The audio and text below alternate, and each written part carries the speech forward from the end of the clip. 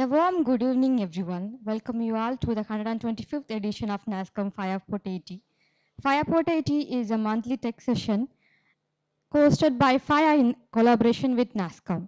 We aim to create a dynamic platform where tech enthusiasts can come together, discuss, and analyze the latest trends shaping the IT industry. Through these sessions, we aim to foster tech communities that promote peer learning and knowledge sharing. Before we begin the main session, let's catch up on some latest tech updates. Welcoming Sharon Kumar for the tech segment.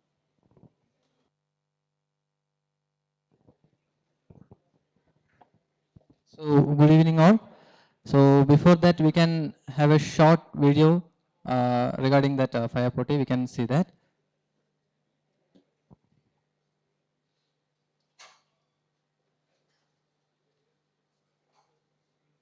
എല്ലാ മാസവും ആദ്യത്തെ ബുധനാഴ്ചയാണ് ഈ programme നടക്കുക. Anybody is free to walk in. ഇവിടെ just വരിക. So in 2013 June we started. As of today, there is around 187 editions of FAYA Port 80s happened across the state.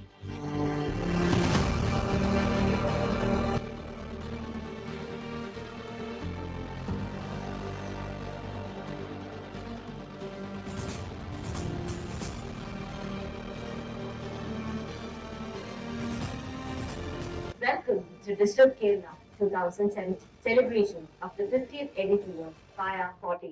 As we can see, experts aren't necessarily the best at discovering disruption. I think we can definitely agree that it's not experts that are always predicting disruption. And today I'm really happy that it is the 100th edition, because when I started I just want to ensure like it will not stop. From 2013 to 100 plus sessions to 50 plus speakers and maybe 30,000 plus people. So this is FAYA 40 at the 11th anniversary. In fact, it's a great experience being able to interact with young mind entrepreneurs and techies who are into AI, and also to explore the possibilities of AI. Great product coming out from Kerala, and Kerala should be known for high quality products, high quality talent. That was the mission of FAYA 40. ഇനി അടുത്ത ഒരു വർഷത്തിനകത്ത് ആ ഒരു ബ്രാൻഡിങ്ങിലേക്ക് നമ്മുടെ നാട് മാറുന്നത് തന്നെയാണ് ലക്ഷ്യം.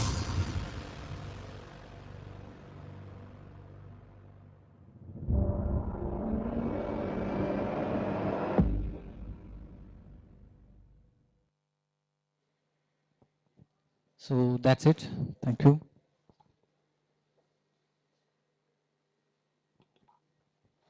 So we can move to Tech Bytes.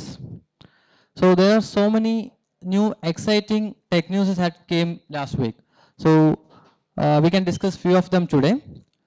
First of all, Anthropic has some exciting announcement last week. Who all are aware of that? Anyone is aware of that, of Anthropic's latest announcement? Anyone, please? Okay, fine. So this is Anthropic's MCP. Anthropic Model Context Protocol is transforming AI interaction by standardizing communication between AI agent and external tools. With intelligent context processing and seamless API integration, MCP simplifies automation and reduces development complexity. As adoption grows, it's on track to become the industry standard for AI-driven interactions. So that's one. Second one is Cloud Code. So this is also from Anthropic. Cloud Code is an Anthropic AI-powered developer assistant work directly in the terminal to streamline workflows, powered by Cloud 3.7 Sonnet model. It offers deep repository analysis, improving DevOps efficiency. More than code generation, it understands architecture, dependency, and the security, refacing AI's role in the software development. So we are actually moving to an AI world. So we can see what the CEO of Anthropic is saying. But now getting to kind of the job side of this, I do have a fair amount of concern about this. On one hand, I think comparative advantage is a very powerful tool. If I look at coding, programming, which is one area where AI is making the most progress, What we are finding is we are not far from a world, I think we'll be there in 3 to 6 months, where AI is writing 90% of the code. And then in 12 months, we may be in a world where AI is writing essentially all of the code. So how many are waiting for this one? All the code is generated by AI. How many developers are here? Like feared of this? Is anyone? None of you. Okay, fine. No. But now, So second one is Voice AI. Voice AI is on a mission to cross the uncanny valley, bridging the gap between robotic interaction and natural human conversation. The true understanding goes beyond the words. It's about tone, pitch, rhythm, and emotions. Today, voice assistants still feel robotic because the lack of emotion depth. To overcome this, as this had came to this conversational voice had become too natural to interact with like a people we are interacting. So this is the another news. So next one. So next one is China's another deep seek moment. China's AI scene is heating up with Manus, an AI agent is from Monica that's making waves. Like DeepSeek R1, it's gaining attention for handling real-world tasks such as building websites from scratch. Currently in invite-only preview, it went viral within 20 hours, another leap in China's race. And we have a short video.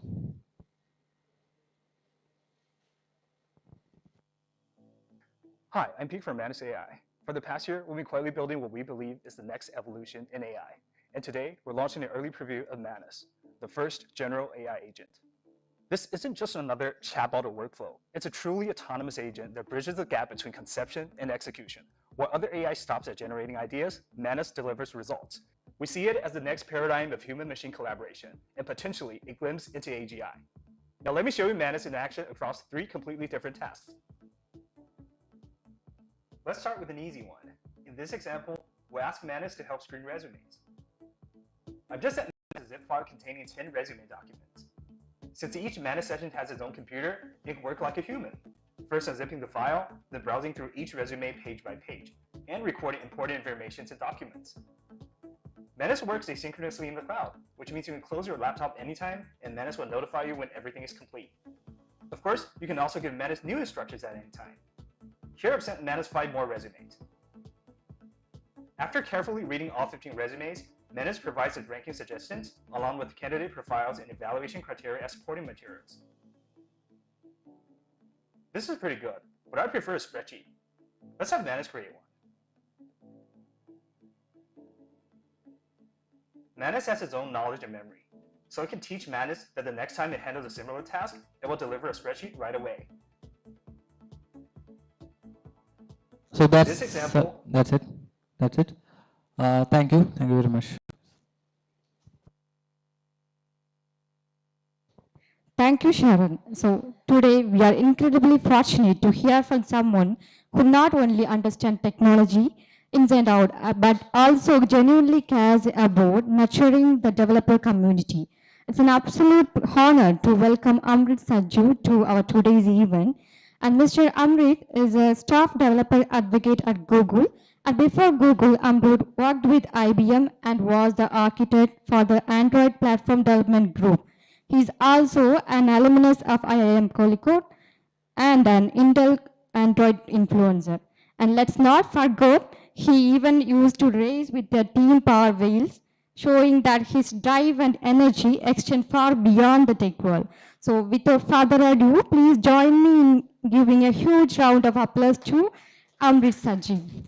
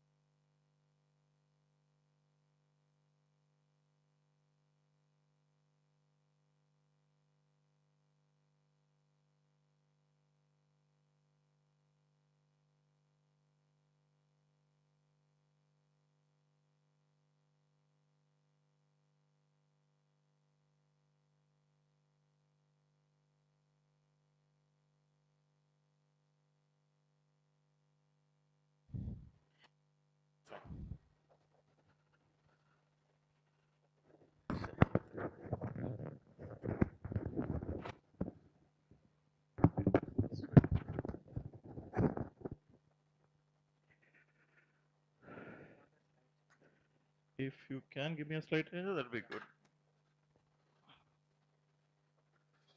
Okay, by the time he sets things up, how many of you are over, say, 5 years of experience in the industry? 1%. Rest of you are all under 5 years of experience? Okay, a few people. Okay. No, I'll just tailor the talk accordingly. So, uh, yeah, cool. And how many of you are developing on a day-to-day basis? Are developers, coders? Okay. What does the rest of the people do? Just for my understanding. Trainer, okay. Startup? What do you do in a startup? Software startup. What do you do? Okay, you're studying. Okay, fair. Anybody else with different backgrounds? Is there anybody who doesn't understand Malayalam here?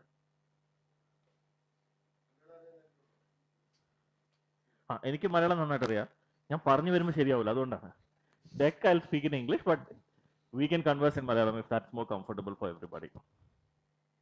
So basically the slide deck is small. I've only got 18 slides or something, which should take me maybe half an hour if you guys are discussing things. Otherwise it'll go much faster than that and we'll have more like an open discussion, and I think that would be where you can ask questions and we can discuss more things here. Okay, one of the rational or one of the reasons why I thought of this topic is because when we are analyzing a lot of the code and we are analyzing a lot of patterns in how people are changing the way they're working, one very, very strong signal came, and it's not very nice also, but people should know. The number one people, I mean, the number one category of people who are not adapting to the change or not actually using the tools to their best extent today or not making the shift to the next set of tools are people with jobs. They're still stuck on their old ways.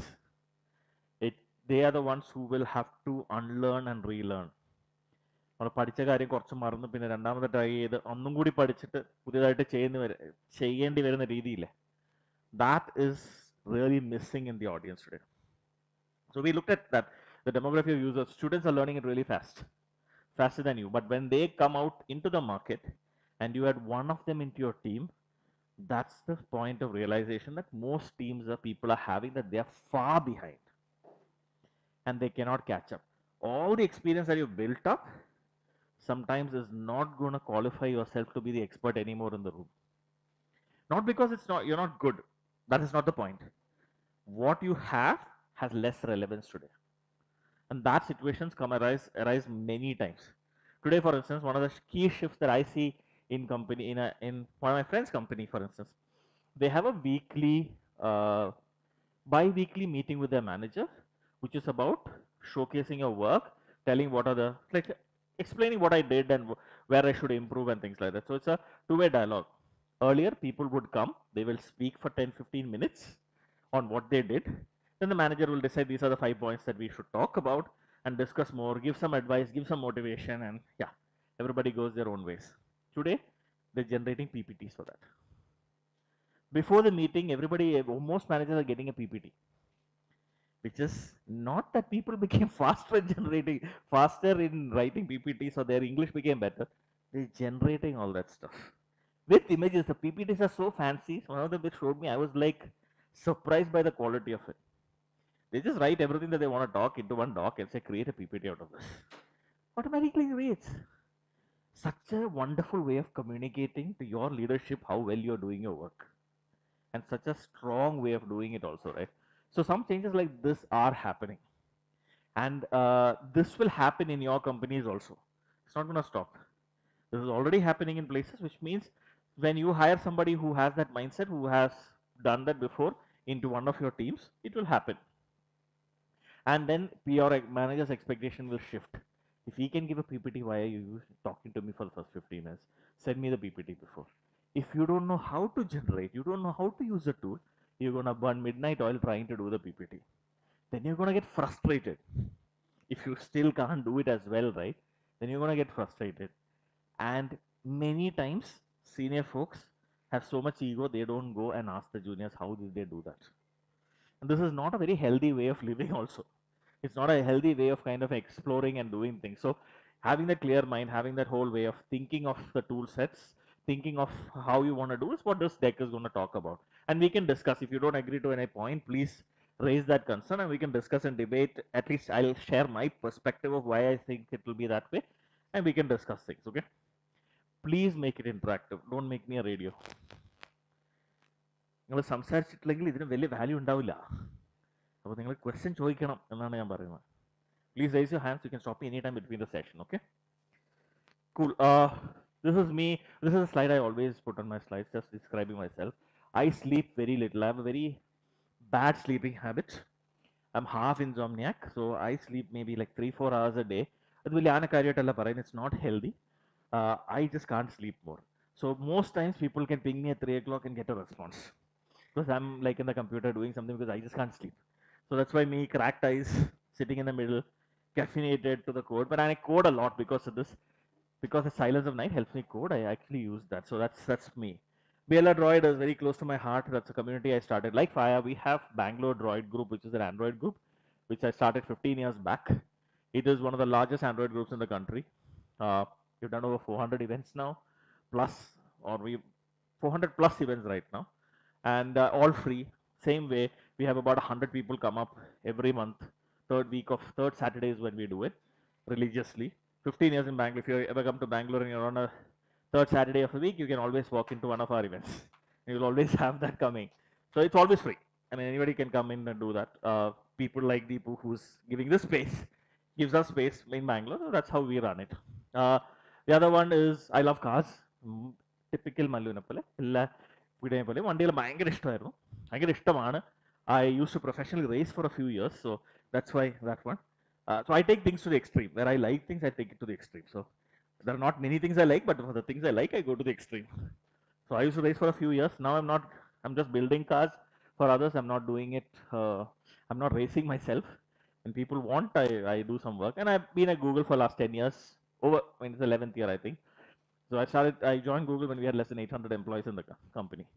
Now we're over 4,000 plus FTEs now. That's going to again grow. Maybe by end of next year, it's going to be doubling that strength is what we're hearing. So a lot of hiring, a lot of opportunities coming, by the way. So my work at Google is mostly on developers, working with developers. And I work in a team called developer relations. So we have engineering, we have developer relations, and we have external developers or anybody who's building using engineering. The tools that engineering is providing. So we sit as a glue between external developers, internal developers, and the engineering teams.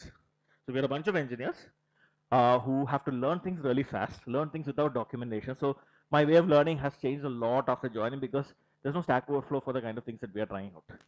There's no documentation for most probably you have to go to the code and actually kind of figure out what's going on, what's working, what's not working, why it is not working. So the way of learning is slightly different for us, but this helps us become very much useful for an external developer who asks that question on Stack Overflow. We come in, sometimes our team comes and writes answers for it. Sometimes, not always. We can't catch up with the volume. We are just 100 people in the organization. But we are limited to Android. Android has an OS. So we work with the product to kind of enhance the product. At the same time, we also work with external developers to understand the pain points and kind of help them build the best on our platform. Let's be. So this is a question I have for you folks. How many are using AI today? Let's start with how many are using AI today. Nearly all of it. Great. What are you using it for? A few examples, please. Anybody can say. I'm not going to point out to people. Don't worry. Any debugging? Not a bad idea. Okay. Anything else that you're using it for? Analysis of what? Trend analysis. Okay. Fair. Research. Okay. Oh, you use project documentation? Wow, that's not bad. That's advanced. Then anything else? Optimizing code. Thank you. Thank you. Somebody said about the coding. I'm glad. any other part? I'll give you one easy thing, which is straightforward today. You get 90% plus accuracy in terms of what you can do with it, which is unit test case writing. How many of you like writing unit test cases? First of all, how many of you like writing test cases? Nobody does. Okay.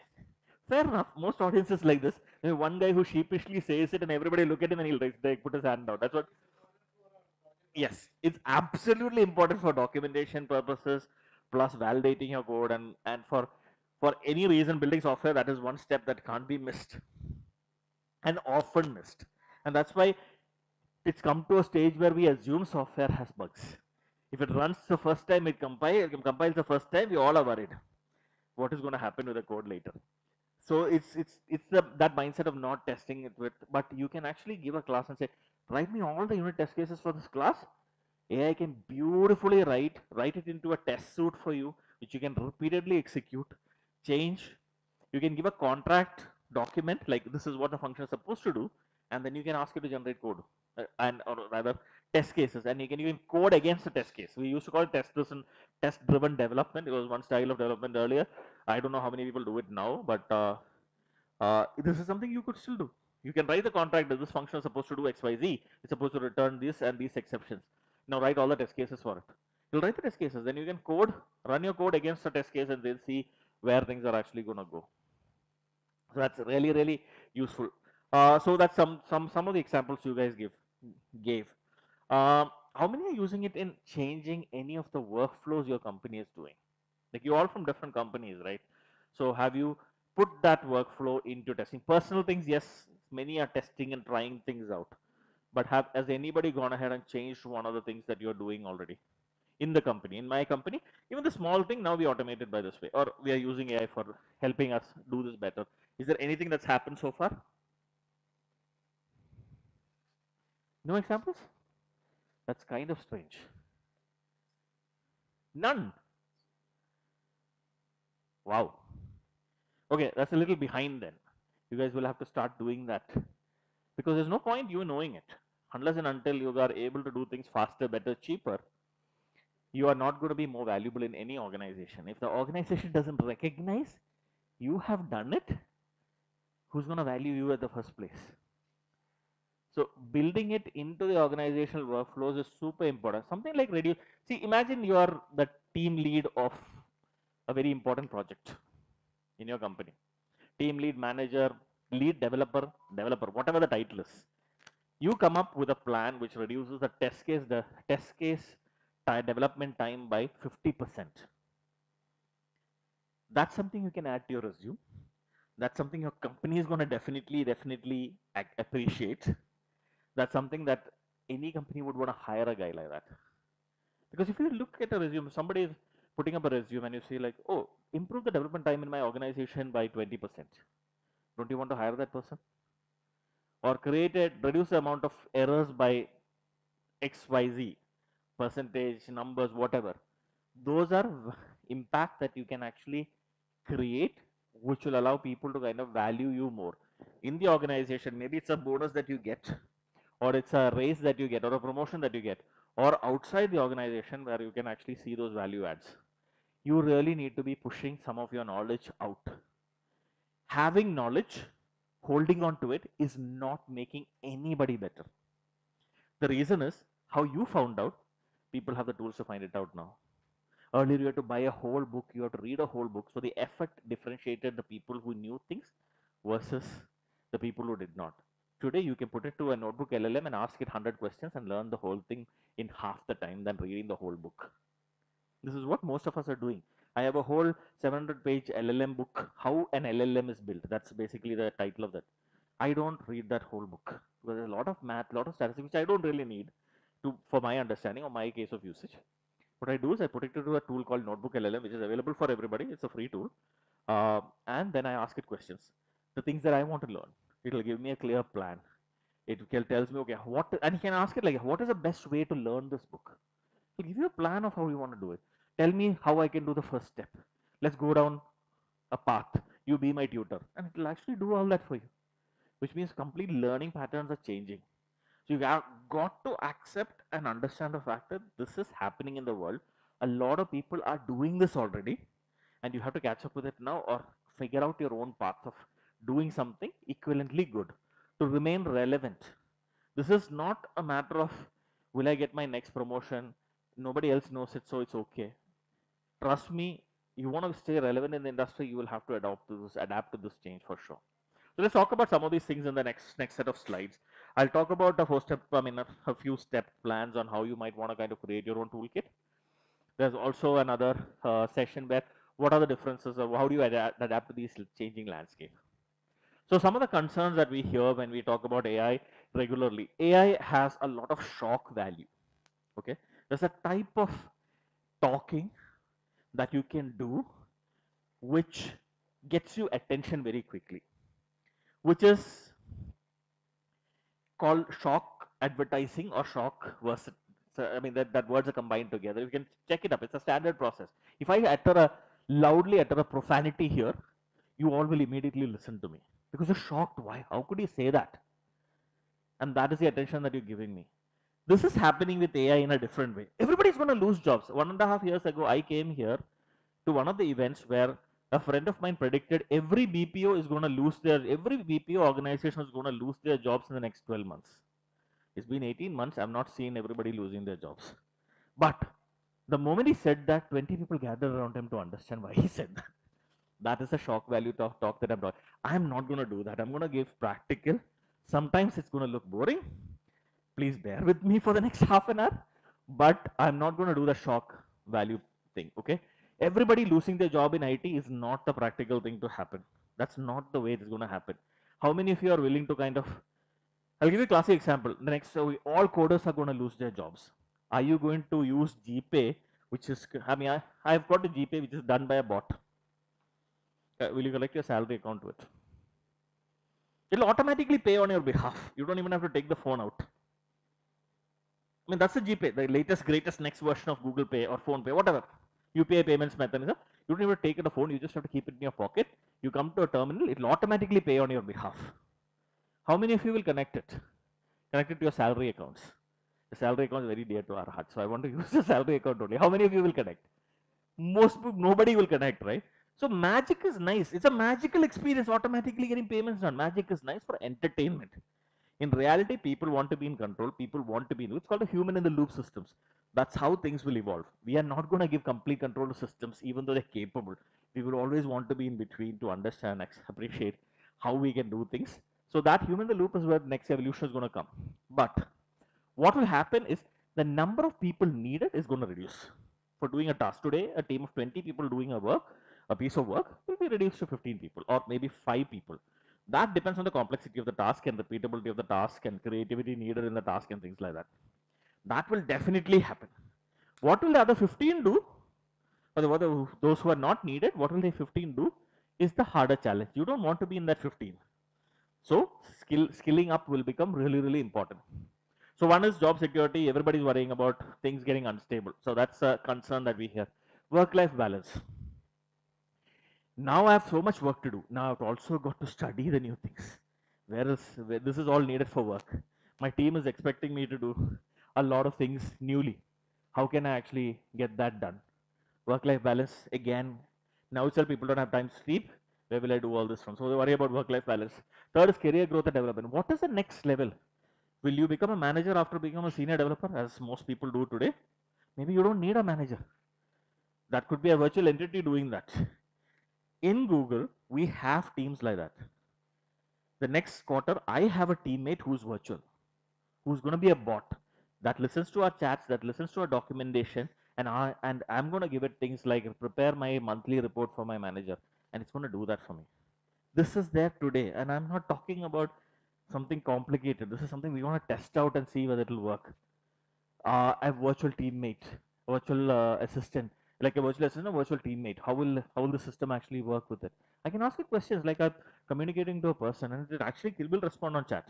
Doesn't have a voice, doesn't have a face, but chat is the interface by which I can ask it to create a report for me based on all the things that we did discuss last week. It'll write a report, put it into a Google Doc, and share that Google Doc link to me. I can use that. So there'll be a lot of these places where growth will change.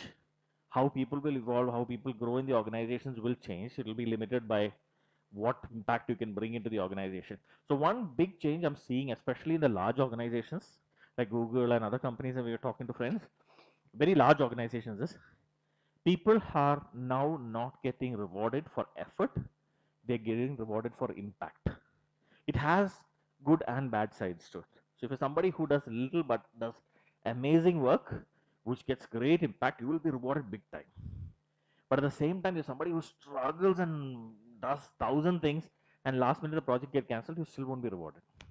So there's good and bad part to this whole scenario. But this is a trend that's happening. I did so many things for this company, doesn't matter anymore. I did things that created impact for the company at that point of time matters to the company more. So this is a shift that we are seeing in how people are actually thinking about impact. And like earlier, if you look at our most company, when you are actually looking for promotion, you write a packet. We call it a packet, right? I don't know if you guys have that process in smaller companies now, but every company I work for, whenever you wanted to get promoted or whenever you wanted to, like every year at the end of the year, you write what was the work that you did, how much, what happened because of that sort of a thing. Earlier it was based on what all did you do. Today it's based on what is the impact you created. And in companies like Google, we have 300 words to write that. 300 words. That's like writing a longer Twitter post. That's all you can explain. And the way, and there is a method to that madness. It's not like they don't. The most impactful thing are one or two things. The most impactful things are not 500 things you did. Oh, I talked at 2 conferences. What happened because you talked at 2 conferences? You can write it in one sentence. I talked at 2 conferences. There were 300 attendees. There were 200 questions. We had great lunch at that point. We had a lot of water cooler conversations. All this fluff is going away. What is the impact? People are focusing on that. Did you bring some value to the company? Why did you do it? Did you bring some value? Is the only thing that people are looking for. Going further, a lot of companies. I'm not saying every one is doing that, but many companies are making that shift. Communication, collaboration. A lot of that is automated right now. Like, tell me an executive summary of like this deck has one slide which I've automatically generated. I show you that. That summary slide is automatically generated. I didn't write a single line. I didn't put an image. It generated automatically. There are tools to kind of generate an executive summary for this. Like the executive summary is basically really large organizations. The execs won't read the whole 20-page document that they want a summary of it, and then they will decide whether they should read relevant parts of your document or not, or a slide or not, whether it's good enough, interesting for me to kind of take action on. That exec summary automatically generated. So a lot of ways in which we're communicating. How many of you use Gmail? Mostly all of you, right? How many of you rewrite your mails in mails using Gmail, like Gemini? Very few, but that's a very useful tool. You can write some mail and say, write this in a more professional manner. You can write broken English, you can write grammatical mistakes. It'll write beautifully for you on your behalf. Imagine the impact you create by sending out beautiful mails to people, clearly articulating your point. You can go to and say that articulate my points more strongly in a very professional manner and rewrite this.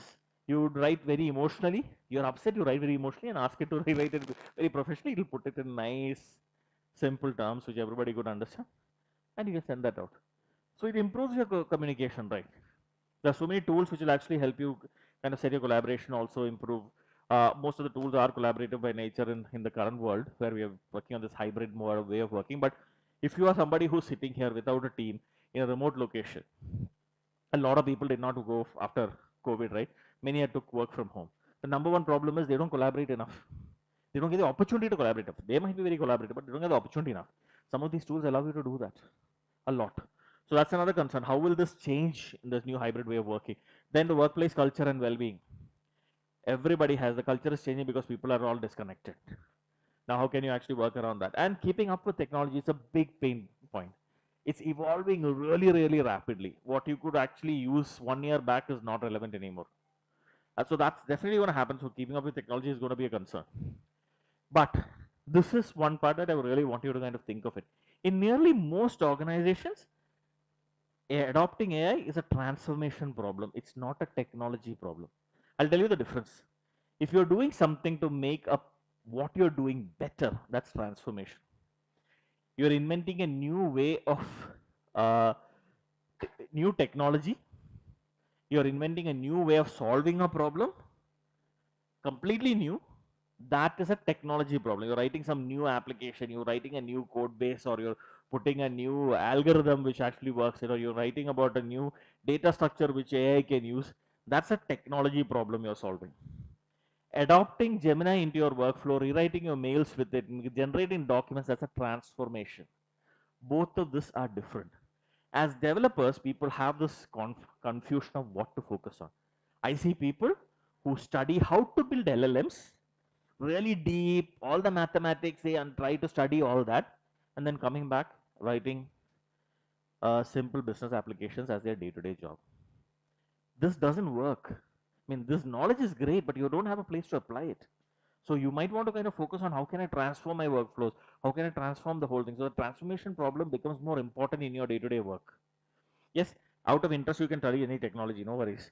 But the point of view that I'm trying to put across is this is in most organizations, the organization needs this transformation to happen first before the whole technology stack is reinvented or somebody in a technology, if you're in a technology company like Google, yes, the technology problems are there.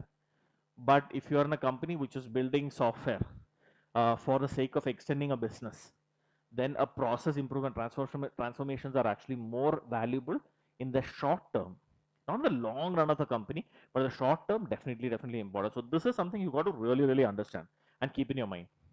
So let's talk about adapting to the shifting landscape. This is basically all the changes that we talked about right now. How might you want to kind of change about some of these things? One is you really need to demystify AI. It is not this thing that's going to evolve out of control. The Terminator will come, take my job away. Let's keep all that aside. Let's talk about all that negative things later. But what you want to kind of do is go attend workshops, go attend talks, understand, gather as much information as possible so that you have an understanding of how AI can help, where you should use it, where there will be value add, where there will not be value add. That's something that you want to kind of have a basic framework of understanding around. Then only you will be able to kind of pull things to do this better. Secondly, it's about augmenting, not replacement. A lot of times I've heard people saying that, oh, I tested a tool, it's not good enough. It does not do all the things correctly, so I'm not using it at all. Which is not the right way of thinking. A right way of thinking is I'm not going to replace myself with something. I am going to get better by using something.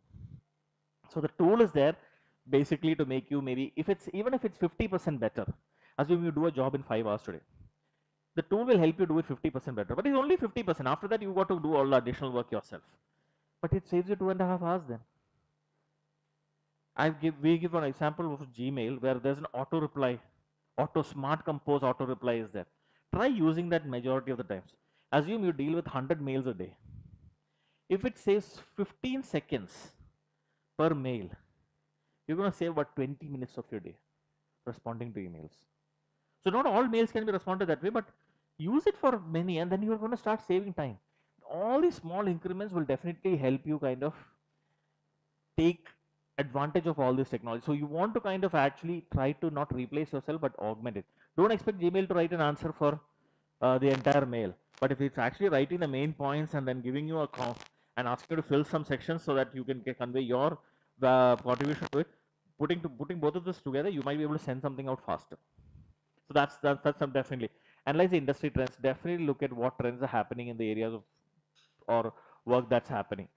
What are the top, if you are coders, what are the top AI tools for coding? What are the top tools for writing unit test cases? What are the top tools for documentation? What are the tools that will help you kind of create project docs? Who wants to write, I mean, like code comments? None of us write code comments anymore. I mean, I've stopped writing it for the last 1 year. Not that there's no comments, my code is more documented than anything right now. Basically because I let the AI write it and I just verify everything. And in the last 1 year of trying this out, and I've been experimenting with it. Lately, maybe for the last 6 months, I have hardly edited anything that is written because it's writing it beautifully. It has my own style of writing. It learns my style of writing. So auto completion in code, that's something you can enable in many editors, which will write. Selecting code and asking the AI to explain it for you. You all use open source libraries without knowing what the library is doing internally. Why certain pieces of code is written in certain ways. Ask the AI to explain it. Maybe rewrite it in a more readable manner. It will do all that for you. What is like if you take, for example, in Android code, you can select something and say, hey, can you tell me how this is written? In Android, there's something called Gemini in Android Studio. There's a bot. You can ask it. It'll explain why the code is written in a certain way. Then it'll tell you how you can write it better and why it is better. The three aspects are there, which is what you need to learn. Why should I write why should I write it in a certain way that it's becoming better? So that's all these trends you really need to analyze. It's not just search that is changing. Finding information, we are all doing. We are going to ChatGPT and asking it questions, or we're going to Gemini and asking it questions. So finding information, yes, there's a change, but there's a lot of tools that are getting built, which is changing how images are generated. Every image that you see in this slide is auto-generated. I have not picked it up from the internet. Everything is generated based on the content on the slide. Every single image that you see, everything, including that this landscape, shifting landscape. That's why there's a rain, and I've given it the style.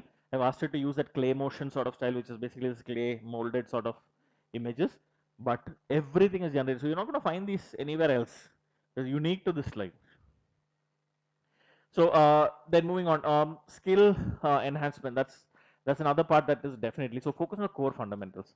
It's important, and I'll tell you why this will become really important. You need a way to kind of talk to LLMs. You need a way to talk to these things. Right now, it's prompt engineering. You need to kind of be able to converse with LLMs or these tools, right? A lot of it is prompt engineering right now, so that's a good skill to have. It is not like writing simple questions.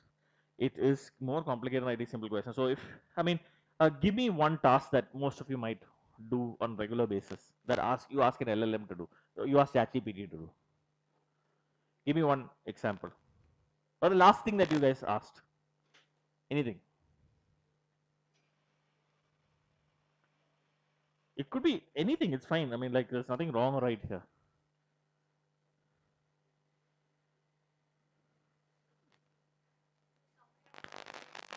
Summary of something that is long. Okay. I'll tell you a couple of things that you can. Who are you writing that summary for? Okay. Does the computer know you?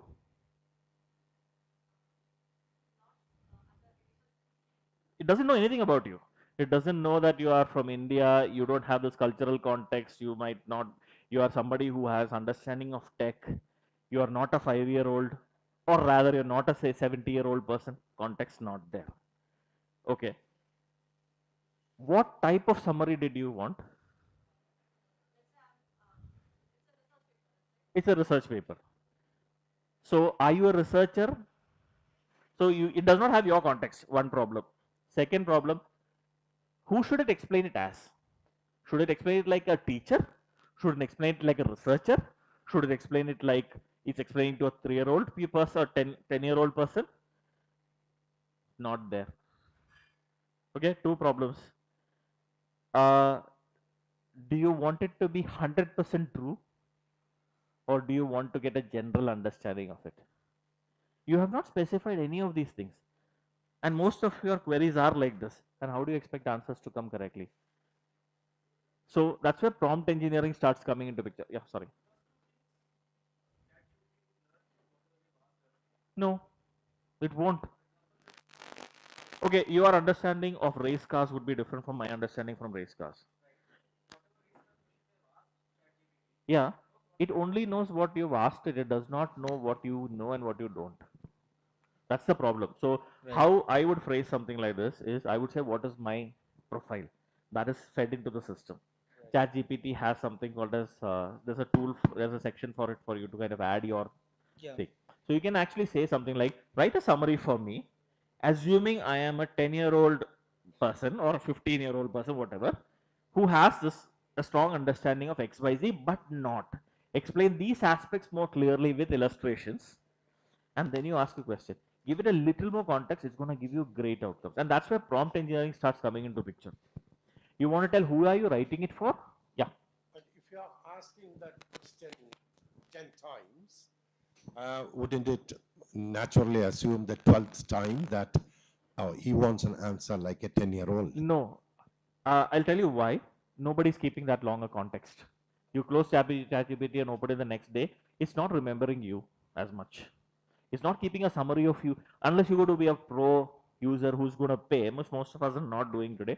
It's not going to remain the context. Like for instance, Google, there's a lot of places where Gemini is there, and I can talk about Gemini more than ChatGPT. Is we can't keep the context because you're not giving that. If I generate something data about you, without your permission, you're not going to be happy that I have that. So there's a lot of legal implications to kind of keeping a long context memory in mind, and then it also be very sometimes you might be a PhD in a certain aspect. You never asked a question about that because you know so much. How can I enhance my answers without that knowledge? You have those sort of gaps coming into picture. That's why always assume who you're actually who should write the answer to you, and give a little bit of a context about you for each question. So a lot of us have templates. That's what we use. We use templates for writing queries. So you just write your query, click, template comes, then put the templated question there, which which has this additional context automatically. So I'm not writing every single day that, hey, I am a 20 plus year software engineer who has a strong understanding of XYZ. Explain to me this concept in a, like, I don't know anything about. I don't explain that. I'll write my question, click one button, use a template which adds all the additional context. I run it. I get better answers. If you want, and the tool you use, this is not a silver bullet. If you want to use, if you want to use something which does not hallucinate, you want to have to use Perplexity, or you have to use Gemini research. It's not Gemini 2.0 Flash or something that you use. It can hallucinate. It can write functions which does not exist. It can write concepts where it is not 100% accurate. But if you use tools like Perplexity, or if you use the thinking version of Gemini, research version of experimental version, there's a research thinking Gemini version, which you can actually use, and it will actually tell you how it figured out these things, give you references to everything, like a journal. It'll put a 110 and then it'll say this journal talks about this information. That's where I got that idea from. So it will actually give you that whole list of things also. It will took it from multiple places. You can go on YouTube and get that data from a valid source, and then display that information for you and tell you this is where I'm getting it from. So you can verify things easily. So that is where I'm saying learn to do prompt engineering, because this is available. Many of these courses are available on the internet for free in YouTube. Go search for prompt engineering. There'll be 500 plus videos on the internet which are very good. Pick any one of them, just run through it, 30-minute thing, run through it once. I'm telling you, your search will improve immediately. Like, your questions will improve immediately because you know what context you need to give. Additionally, a lot of us have improved this in searching at Google automatically. Yes. So you said that ChatGPT does not store your context or what you search.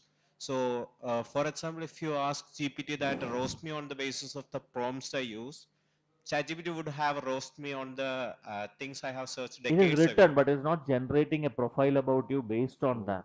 Oh, that's not real. Describe me based on the prompts that I have. It will actually read your prompt. Okay. It doesn't describe you. It describes the person who has 5 questions in there, who asked 5 questions. Yep. So you want to, like, say for example, I want to learn about, I want to teach my daughter. I have a 15-year-old. I want to teach her 10th standard math. Okay. I go in and say, what is the use of differential equations? I get an engineering answer because my templates say that I'm an engineer. That I can't teach my kid.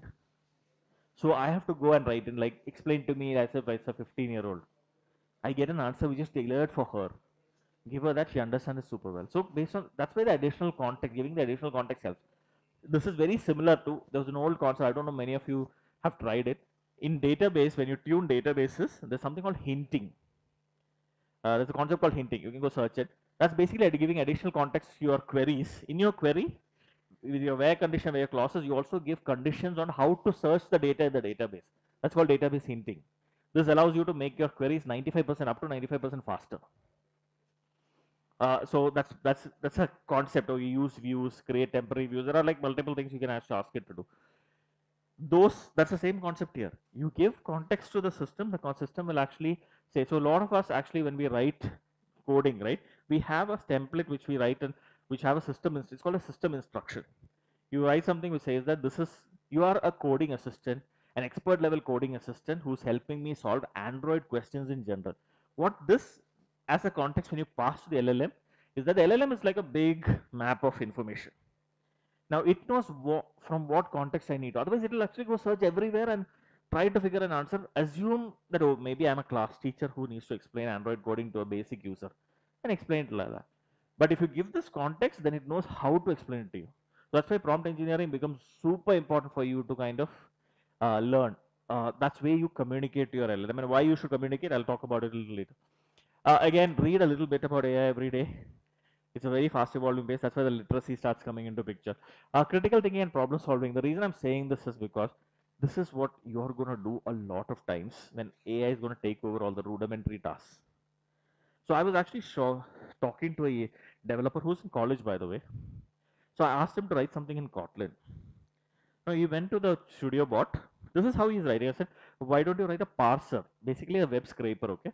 It goes and takes the data from a website, divides it into title, description, and links in the thing. There's three things he has to identify from a web page. This is the code.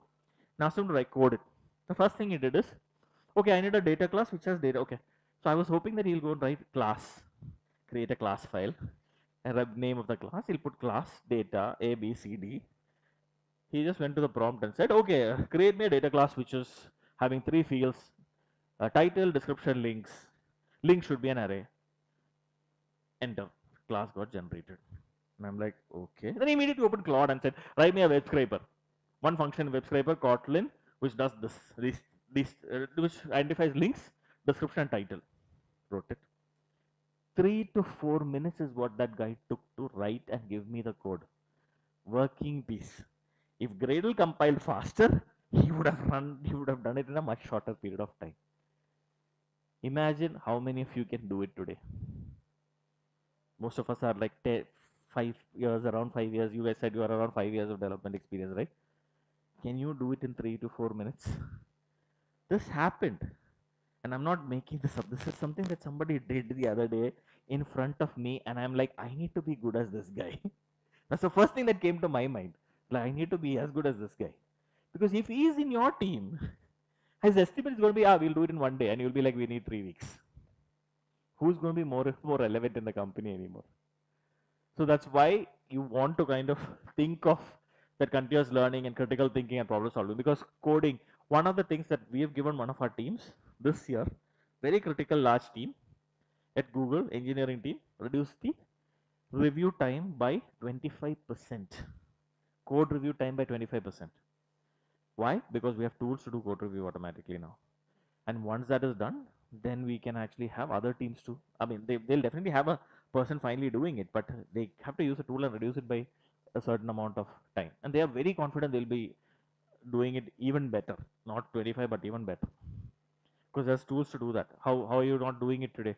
If you're not identifying the bugs in your code, like you can actually ask ChatGPT, pass your function file and say, hey, can you find the problems in this code? And it will find if there are any, it will find and tell you how many are using it in the workflow. This is the workflow part that I talked about. You need to kind of learn how to add it to it. So let's speed up a little bit and go. So continuous learning, and we all know it. Elevating productivity and strategic impact. This is some place where learning and resharing becomes important. You're learning so that you can adapt it, add it to your workflows, make the entire company better, not just you better. The impact becomes really important, right? Because keeping this information to yourself is not going to make you any better. Trust me, there's no value add doing that. So you want to kind of integrate these tools into workflows and understand how they can be improved. What are the best, what are the good parts, what are the bad parts? Unless you do it in that scale, it will not happen. Second, completely, some of these things are like focus on architecture, design, system optimization. Those are things that you could do to improve your productivity, code review, collaboration. All of that aspects are there, tools to do all of these things. You will need to learn to validate many of these things. Are the code review comments correct? That's the first thing most people will actually have to deal with to start before they re-review the code. There are 10 comments, but they did actually write the correct comments to share to somebody. Like if you're joining this committee and asking me, can you review my code? You want to give them comments, so you already generated it, but you need to be able to verify this is correct, right? Because you're sharing it as your analysis at the end of the day. Your reputation is tied up with the outcome that you're sharing with somebody. So you need to be smart enough to at least analyze. So that part comes into really important there. And the culture of adaptation, this one is basically you can't do this alone. It's such a large space. You can't do this alone. That's why groups are necessary. Communities are necessary. If you learn something, share it with others, take their knowledge. That's the only way you can grow fast. You can't do this all by yourself. You cannot be this guy who's sitting daily studying, keeping it yourself. That culture has to change. So maybe groups like this, or you can form groups in your own company who talk about, hey, what I learned this week. We have a what I learned this week, which is 10 minutes in our team meeting, which is now dedicated 10 minutes of what you learned in AI this week. people share whatever they tried out, it did not work, so don't waste your time doing that, it doesn't work for us. So we get so many, like at the end of the week there are 5 people in our team right now. Five what do you say, five thought processes are coming. Sometimes some of them are overlapping, but still at least we learn one or two different ways of doing things, one or two different ways of not doing things each day, each week. So that's something that the group is absolutely necessary. Create a supportive environment, because you are going to make mistakes, you are going to learn something which is very impactful. You want more people to understand that, more people to know it, treat you as an expert. So you want to actually have the community which actually comes up and talks about it, right? So sharing it in public, it could be a reel, it could be something you come and do at the conference, or it could be something that you do at your company meet, wherever. Do share your knowledge. That's absolutely important for it. So the next part is very small. I'll stop with this 4 slides, basically 5 slides basically. But this is something you got to do. Nobody is expecting you guys to be experts at every tool, every part of AI, every different aspect of it. It's not humanly possible also. But every person should have a toolkit which works for them, which works best for their style of working. See, all of us have our own style of working. There might be some people who are really good at eloquently writing emails and documents. There are some people who really suck at it. Now, somebody who is really good at it does not need to figure out how to use a documentation tool at an expert level, because they can do it good enough. But the person who's suffering from it needs to, or who does not have the skill, needs to augment his work with that. So you really want to kind of create a toolkit. So the idea is you need to have an arsenal of tools that you use on a regular basis to solve the problems that you have, and that is something that you generally use. Like many of us use spell check right now, Gmail spell check, and you correct it rightly. That's in your workflow. That's a workflow. You write mail and send. I write something. Earlier, people used to proofread it line by line. Now it is expecting Gmail to kind of find all the bugs and we'll fix it immediately. Like, it's very easy. That is integrating an AI tool. That's actually an AI tool doing it. Grammatical mistakes identification is an AI tool. You can also select a whole line and say, rewrite this for me. It'll rewrite it for you. That's an AI tool. Smart reply. This was there before all this LLM bus came into picture. Smart reply was there in 2016. I remember it was a project internally. We had it to test for 2016. We had it internally where it will actually automatically write answers. I mean, it's basically the same thing. So you have a lot of these sort of things, toolkits that you want to build. So first thing is identify the pain points and opportunities. Where are you slow? And this is a self-evaluation, okay? Where are you personally slow? Where is the company is slow in its workflows? You got to identify the pain point and the opportunity to improve. This is the first step. If you don't identify where you are good at or where you are strong at or where you're weak at, it's very hard for you to kind of say this is the right tool for me. Because of the wrong tool, say you are very good at something, you use an AI tool, you're only going to improve by 5%. That's not going to be a substantial improvement in any way. But if you're not so good, you find the right tools to help you with it, you might jump up your productivity by 50%. That makes a difference. So last year to this year, you have been substantially better. That's the sort of feedback you want to get, right? So that's why you want to kind of identify the pain points. So analyze workflows, gather feedback, look for potential solutions, try many, not just one. Don't stick to just one. Many of you have started with ChatGPT or still with ChatGPT only. You have not tried out Gemini. You have not tried out Perplexity. You have not tried out why do you need to use different things for different things once. You have not tried out Claude. You've not tried out Code Assist. These are all standard tools most of us are using on a daily basis depending on the problem I'm solving. I like Claude a lot more than Gemini Code Assist because Claude writes the code first and then explains. Gemini explains and then writes the code, and I don't like that fact. I don't want to read before I read the code. I like to read the code first. This is my personal preference, but a lot of people in my company use the other one. So it just depends your personal preference. So you need to figure out what works for you. That's why you need to try more tools than one. So first, identify and find the pain point. Second one is identify the appropriate tools. You are a developer, look for it. If you are uh, somebody uh, who is a writer, look for writing tools. If you are somebody who's a student, look for something that helps you with your homework. It does. My daughter does that. So I know that they all use it. They all have. So their problems are much more different right now. The questions teachers are giving them are more complicated because they use all these tools to write. They know that, so they give more complicated work. Somebody tries to do it all by themselves. Like my daughter was somebody who was resisting this change. I mean, I'll be honest about it.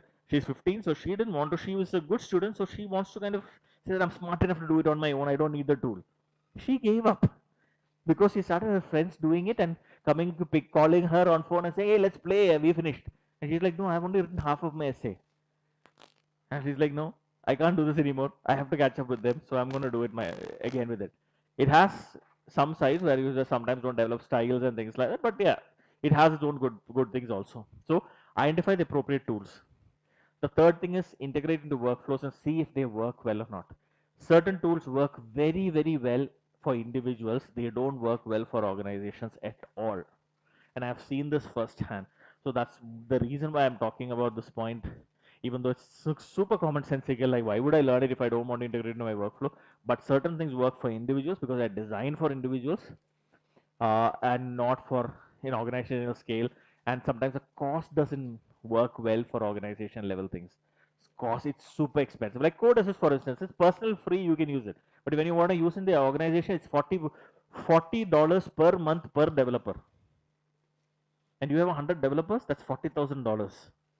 Sorry, 100 developers, yeah, $40,000. That's not something. I'm 40 into 100, right? Yeah, $4,000. Sorry, $4,000 is a lot of money though. You would most probably hire 10 more people and say, no, I will ask them to write code faster. This is what happens. Sometimes so identifying the tools and integrating workflow, then only you will realize what the gaps are going to be like, and then only you can actually find the right thing. Third is gather expertise. Absolutely important. Everybody knows how to use these LLMs.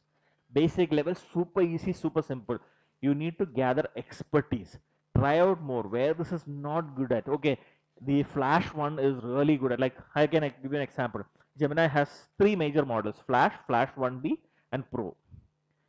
Pro is good for complex tasks, complex analysis. Flash is good for complex analysis, multimodal analysis. Flash is good for multimodal analysis, simpler tasks. Whereas you use the 1B, which is Flash 1B, is only for text based. It's not multimodal, it's text based.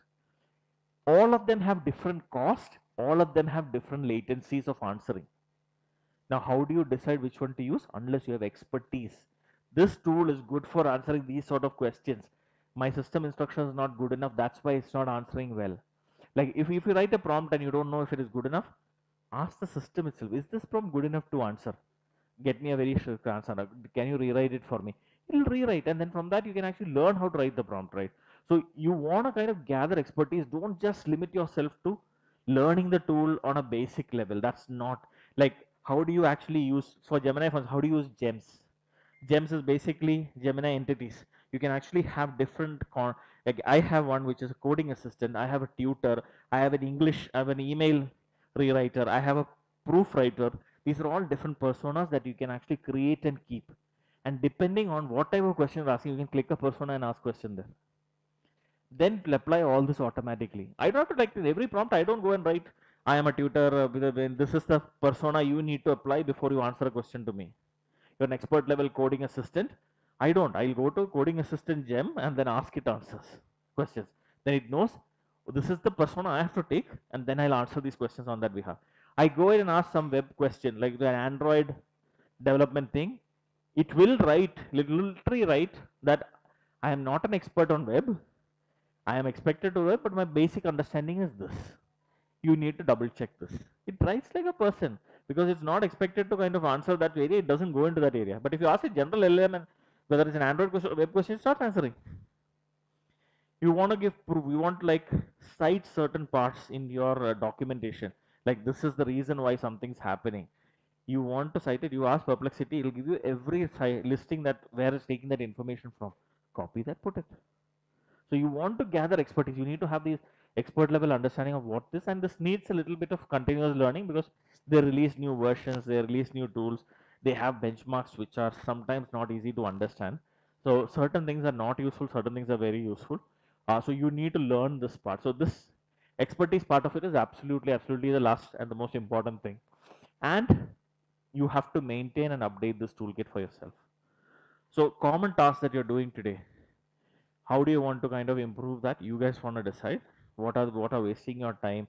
like learning. How do you learn a new concept? Maybe that's a good thing. How do you learn a new concept? You go random Google search, look at the 5 sites, gather an understanding. It's much easier to go to ChatGPT, Gemini, Perplexity, ask it to teach you that topic, give you a training plan. If I want to go from intermediate, I mean, no ways to intermediate to advanced, how should I proceed? You can ask these questions. These are questions you already know and you already have in your mind, but you can ask these questions to these systems and it'll give you that. You can verify if that makes sense and then follow that plan. If you don't like that plan it gives you, you can always ask it to redo it for you. It's much easier than sitting, like I've learned a lot of these sort of hard concepts by sitting through and watching hours of videos. Like Stanford has this whole computer course recorded and documented. There are many courses of Stanford which are available for you to watch for free. Stanford has it, Coursera has it, Khan Academy has a lot of these, right? You can now put a video, like you have a 40-minute video, a TED talk. You can actually put the link into Gemini and say, summarize this, highlight the 3 most important points and share that with me. In matter of 10 seconds, you have that. You didn't spend 40 minutes to understand that, the crux of that. A lot of times we watch videos without knowing what it is. Hopefully we'll get nuggets of information here and there with that hope. Today you can actually go and say that, oh, this looks very interesting, I should watch this more. So my workflow of now when somebody sends me videos, write a summary. Immediately look at the summary. If it's interesting, I'll go watch the video. If it's not interesting or doesn't fit align well with my understanding, I might not watch it. I might ask more questions of why is this interesting, why what documents that we have large documents, project documents for example. We load all of that into one notebook LLM, ask it questions.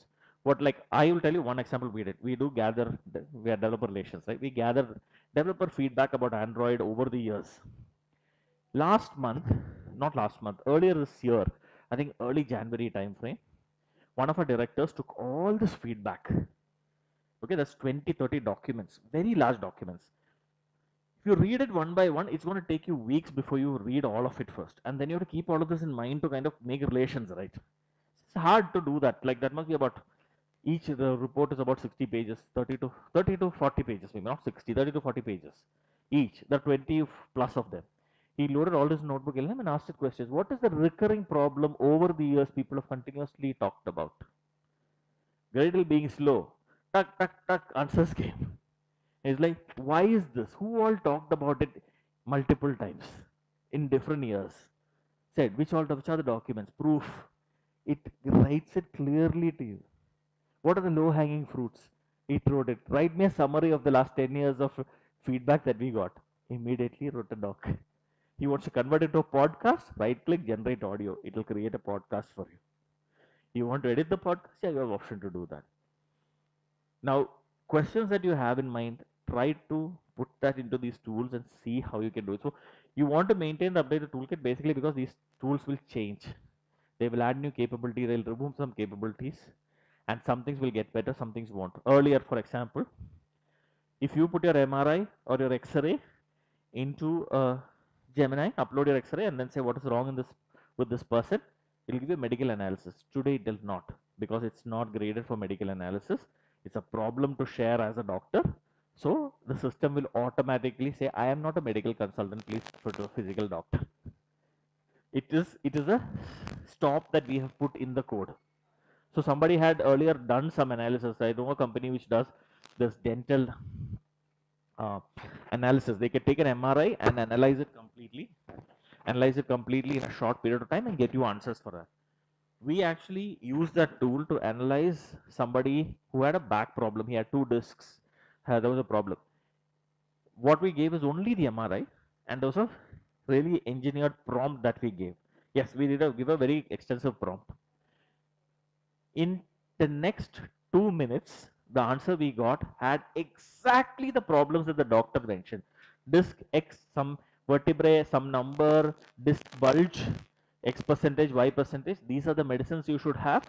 This is the exercises that you should follow. These are not the things that you should do. Like, don't lift weights, do not do bench squats. It clearly said that alternative medicines, if you have allergy to some of these things, allergy percentage for certain things, say ibuprofen, and there's a painkiller, this thing is there, you need that hot some physiotherapy session or something. It actually wrote everything. We showed it to a medical professional after that, and we just didn't say that it was written. He said, "This report, how do you feel about this report?" And he said, "I would write the same thing. I don't think anything is wrong on this." The point is not that we'll replace the doctor. The point is that that could help the doctor see 50 patients more a day. Today, if you give your MRI, it takes two sets of doctors, one set which analyzes all this, second doctor who verifies, the senior doctor verifies it, analyzes it. It takes, and I've taken MRI myself earlier in the year, 4 hours to get your report. This time could be reduced to less than 10 minutes. That's the advantage. And you want the person to verify. It's not like somebody shouldn't verify, but you want the most senior doctor to verify. And that's why these tools have to be like, and they will change. Some of them will not allow you to do certain things next day. Some of them will ask for money. So all of that will happen. So you need to keep updating these tool sets also. But important to have a tool set, important to kind of maintain this and keep updating this as time passes. And this is the slide I talked about. Yeah, sure.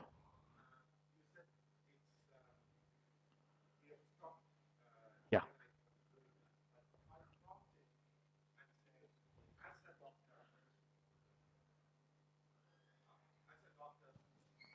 If you are a doctor, or imagine yourself as a doctor and tell me what this is, will it give? No. Right now there is some gaps, stop gaps. So there is something called, like hackers have, we have an LLM breaking mechanisms also. So there are certain things you can do, make an LLM do, which is not supposed to do, but it can do certain things. There are hacks in which you can do it, but if you give a general prompt, you can't fool it. It will actually say, no, I'm not supposed to analyze medical data. Well, that's something hard coded into it. It understands medical data, it'll say no, no analysis. So something like that. But you can actually fool it by saying certain things, but not this direct. There is a like like buffer overflow. It's as complicated as that. So many of you know what buffer overflow is. It's like memory addresses and playing around with things. It's something similar to that you can do with LLMs. There is a whole Stack Overflow, Reddit group which keeps publishing this hacks on how to break LLMs. Very interesting to read.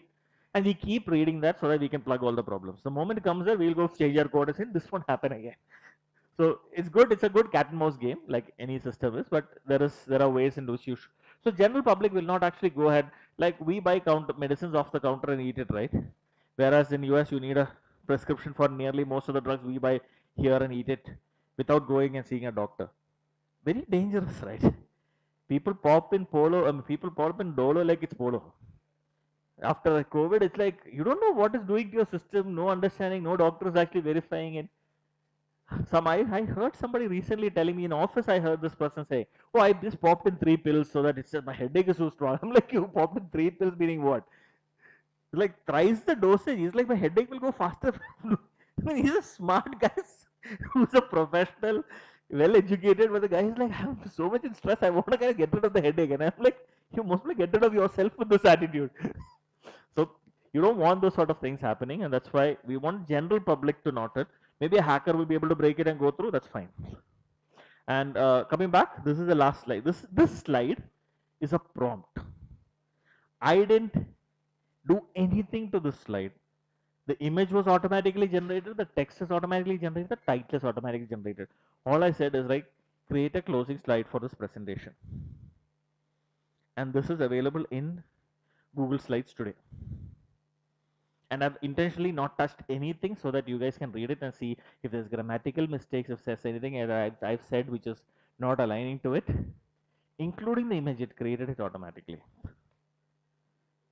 You can get this level of productivity and all these images, right? All the images, even this thank you image, everything that I have see on the slide is auto generated. And it took me roughly it takes about 10-15 seconds for the image to generate, but for me it took the whole slide deck took me close to about, say, 45 minutes to write, because I used all these tools to do it quickly. Rewrite this, explain this one function a little better, so rewrite what I've written, and then it makes it faster.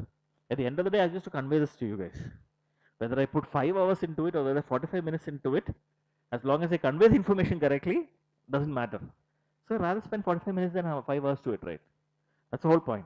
Yes, I need to validate everything that I'm saying, but and look at it. But that's what I did. In 45 minutes, I was able to finish this off. Slides, Google Slides. Google Slides is an option. Right click on generate. There's something called duplicate slide, create slide. Under that, there's one called generate slide. You can just pass it and it'll do it automatically for you. Cool. That's it from me. If there are questions, I can take a few. If I know some questions were asked in between, but yeah, if there are anything in between.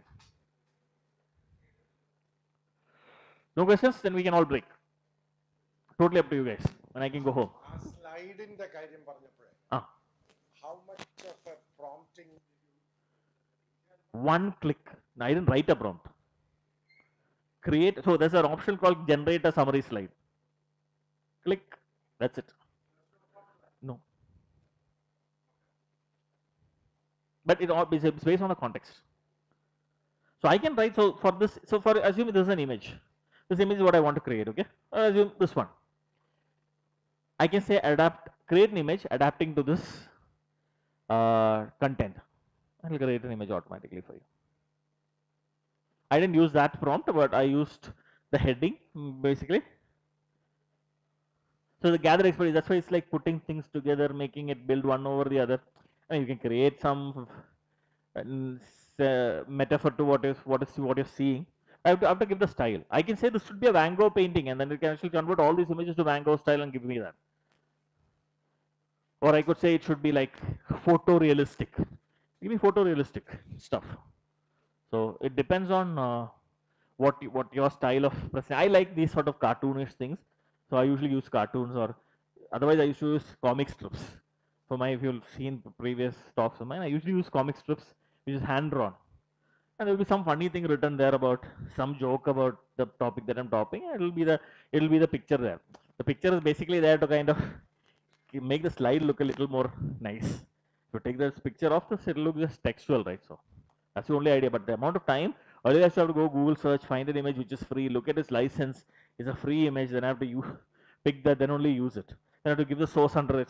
My slide has to somewhere mention about the source where I'm picking it up from, give credits to the author, all of that. None of this is needed now. You can generate every relevant pictures for everything.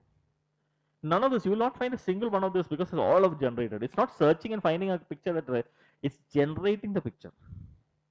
And to do that code, it's about 10 lines of code. There's a tool in Android, especially Android, there is a library called ImageGen. That's the image generation tool that we just launched the API for it last week.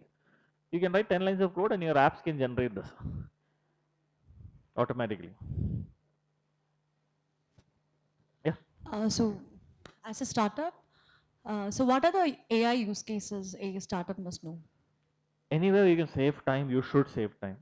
Startups are really good at doing things the scrappy way, right? Now, a lot of it is going to be in actually adopting some of these tools, which really well. So if it is business ideas, a lot of the building these tools could be what a startup could do and sell. Or if it is about, it's all about the workflows. In startups, you can actually try out many things much more faster and get to results faster because everybody's operating at an insane pace. So if there's something that you put as a speed bump, it will be very, very visible. If something you put as a booster, it's even more visible. So you really want to apply these things into some of your workflows and use these tools and share with everybody in the team so that everybody can actually try and evaluate and give you answers really fast. And then use it. I mean, use it to your advantage. The whole purpose is you need to do this faster, and these tools help you do that really well. Yeah, you had a question? Anything else? Yes. Yeah. Placement assistance. Yes. Placement assistance. So being a trainer, if I am giving any one of the use cases based on the real-time context, okay, obviously they are using these AI tools. Whether this help them to improve their standard as well as their interview is concerned. Yes, because they're going to learn faster because they're going to get much more specialized ones. Like I'll tell you, training. There's a company called Entry in Cochin. They are about placements, again, same placement training. Uh, but I think for jobs, in terms of non-IT jobs, okay. So what they do is they have video recording of a sir teaching, and the sir gets real-time feedback. The sir gets real-time feedback based on the feeds of the students and their faces that, hey, your topic seems to be a little confusing. Can you rearrange your, redo this, or say it in a much more simpler manner? This is real-time feedback they are doing to improve their training. The use cases like this that is coming up, like I have a program which, I mean, I don't have it on this device, but there's another device where I would actually put the phone here in read mode. I mean, like keep it like this with the camera facing you guys. It'll analyze your face and say you're getting confused by what you're saying. So it actually just writes on the screen confused, happy, bored. It creates what your audience is feeling when you're talking. Helps you change your narrative, helps you change your style, helps you get personalized training, because everybody doesn't come from the same level of understanding of concepts, right? So somebody might be very good at math. So if you're teaching a physics course, for instance, somebody is really bad at math versus somebody really good at math has very different complexities of learning now. Because has a lot of math involved, so they need to know the math, right? That part of it is where you will actually start. Each person will get personalized way of learning. Of course, I do agree about that. At the same time, if those participants will be sent for an interview, yeah, as far as the interview is concerned, actually, those guys are first and foremost, they are going for an aptitude test. Okay. Okay. Then once they will get through that aptitude, they will be attending for the machine test. Correct. Okay. During the machine test, most of the companies are not providing AI tools to do so. So whether in that scenario, it is going some sort of impact in their if a company performance, is right? not using the AI tool, that person is not the right fit there. Like we allow people to use it. I mean, at Google, we allow people to kind of use it, because at the end of the day, you're going in a company to solve a problem, not how to solve. Like if everybody was taken the A out of the keyboard, life would be really difficult. Do companies do that just to make your employees work harder? No. So the whole point is, yes, if it is a general aptitude test versus the old way of interviewing, this person might not be the best fit there because he doesn't know the old ways.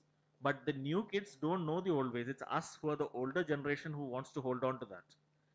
At the end of the day, if that guy is going to make it, so what will happen if you don't have the guy? He'll go start a startup and kill your business in 10 days. So either you can adapt to it or you can actually learn it. That's what will happen. So we are in a transition phase. I don't disagree with your point that yeah, a lot of interviews are going to be the old style interviews, and a lot of people will not be able to perform really well with it. Like for example, we use data structures and algorithms as as in Google. It's famous. Everybody knows that our interviews will have data structures and algorithms round. Without that, without fail, you will have that. Now, the first question a lot of candidates ask us, and very validly and sometimes very naively ask us, do you use data sciences on a daily basis? Why do you want to give it so much of importance? But the point of view for us is we solve first time problems. There is a rationale for it. As long as the rationals are maintained and our rationals are valid, we will continue to do that. So if somebody doesn't study the data structures and come there saying, I know tools, we will not clear that. That's true. We also have a round where people get locked out. A lot of times people get confused, and very good developers have lost out on getting passing the interviews, where we just ask you to write on a Google Doc the without syntactical error. People don't know the function names correctly, so they use the dot and continue, right? So you want people who have a strong understanding of what it is. So if you don't know the function name, it's okay. You can ask us and say I don't remember it. Say you put a name, but a lot of people don't ask. They'll just stop there. So they are not trying to solve the problem. We don't want those sort of people. Okay. The point, it's not we don't want it. That's a very hard or a very strong way of saying it. But I would say that might not be the right person for us. We ask questions like in Google interviews. Again, I've seen this prevalence where people say that we ask questions that don't have answers. Like how many golf balls is a classic thing you read internet. Like, how many golf balls does it fit in a New York bus? There's no good answer to it. But we look at how the person is trying to solve that. Because when tough problems come, do this person even try? Or will this person give up? Or will this person have a rational way of thinking through the problem? Is there a very good way of thinking through the problem? Is he coming up with one smart idea? We are looking at all that aspect. We don't care about the last answer in that sort of interview. So yes, different interviews will be having this, but over a period of time, I think it will evolve. If we want we want somebody to be able to verify and write those, I mean, coding, if it's coding, for example. We want a good software engineer, we want to have that good basics understanding, which I talked about. You need to learn those basics. Fundamentals you need to understand. You need to be able to verify whether these answers are correct or not. So you need those set of skills are there. And those set of skills, people will start looking at it. Thank you. So that's how it will evolve. I don't think tomorrow morning everybody's going to switch over. It's not going to happen. There'll be a lot of companies will resist and not use it, but over a period of time, they will not be able to do the efficiency game for a long. That's how we see it. I mean, at least that's my take on it. Any other questions?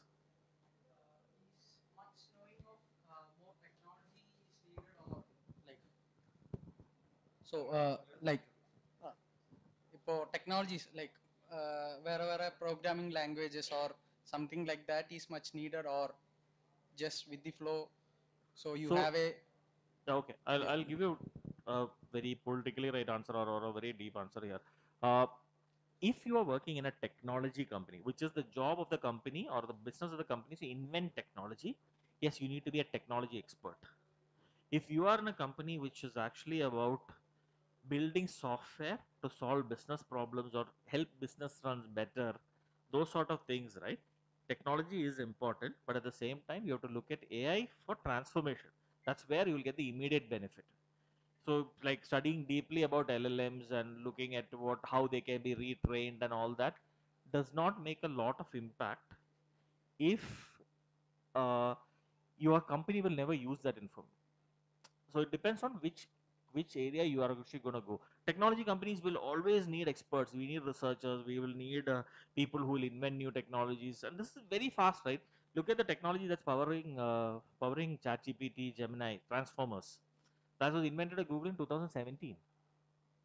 The paper was published in 2017 as an open source paper. That's a technology that's powering it. So it's only that short. It's a very new technology. So if you are actually trying to do the next version of that, you need to understand technology very, very, very well. But you don't really have, if you're not doing that, you will have to use to see where processes can be improved, where you get development can be improved. All those gains in processes is where you will actually see immediate benefit, where you will get rewarded for a lot. Like you're an expert in LLM in a company that does not use LLMs or build LLMs, your value is not big. It's like being a swimmer in a running team.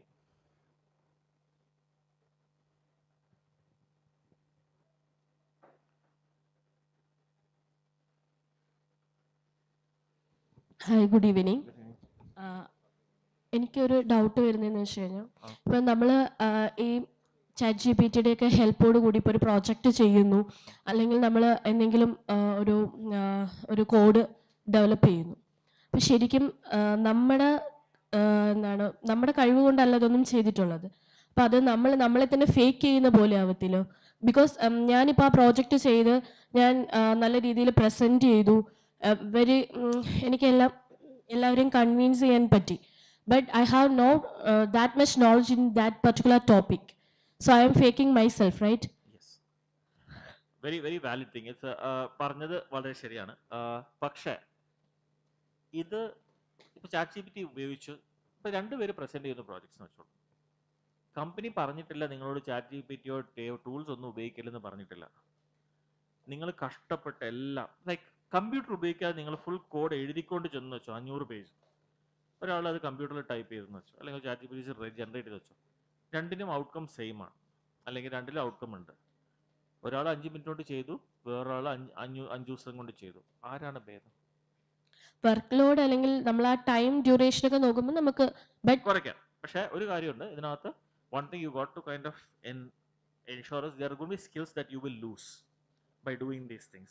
You have to gain in other aspects. That critical thinking ഒക്കെ ഞാൻ പറഞ്ഞത്. Because you will actually go to something more higher ആയിട്ടുള്ള ഇപ്പം code എഴുതുന്നില്ല. The amount of time you need to type in code has reduced. Because we looked at this analysis for Android. 30% of code in the top 15 apps in the Play Store is auto-generated. They're making money, so it's okay.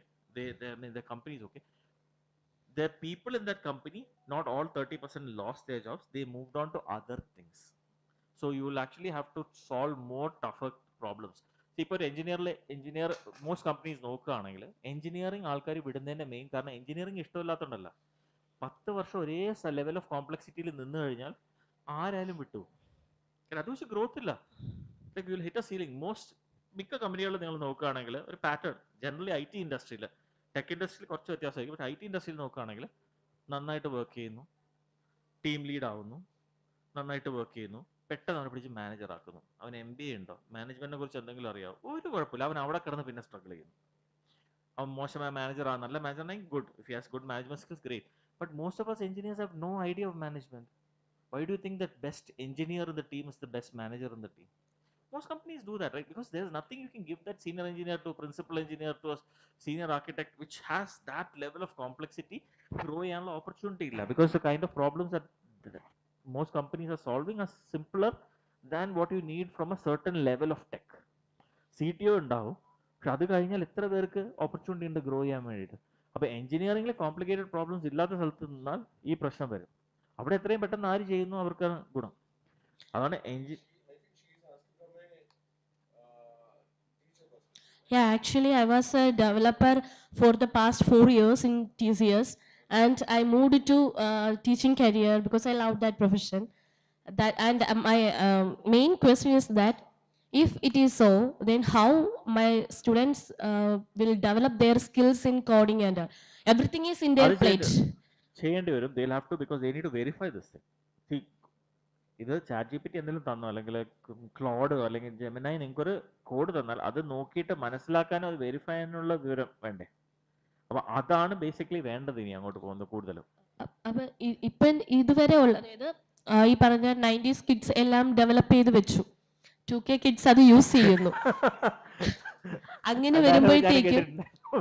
അങ്ങനെ വരുമ്പോഴത്തേക്കും ഈ ജനറേഷനിലെ students ഇനി എന്തൊക്കെ ഡെവലപ്മെന്റ്സിലേക്ക് വരുമ്പോൾ അവർക്ക് വേണ്ടിയിട്ടുള്ള skill set അവർ എന്തൊക്കെ രീതിയിൽ AI ഇംപ്രൂവ് ചെയ്യേണ്ടി വരുന്നു?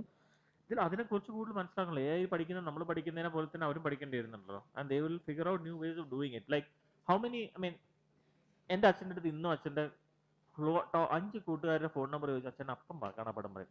നമുക്ക് എത്ര പേർക്ക് പറയാൻ പറ്റും? സ്വന്തം വീട്ടിലെ ഫോൺ നമ്പർ പറയാൻ പറ്റില്ല ഫോൺ നോക്കാണ്ട്. So when a tool comes, you lose certain skills. അത് സംഭവിക്കും. So you have to gain other skills.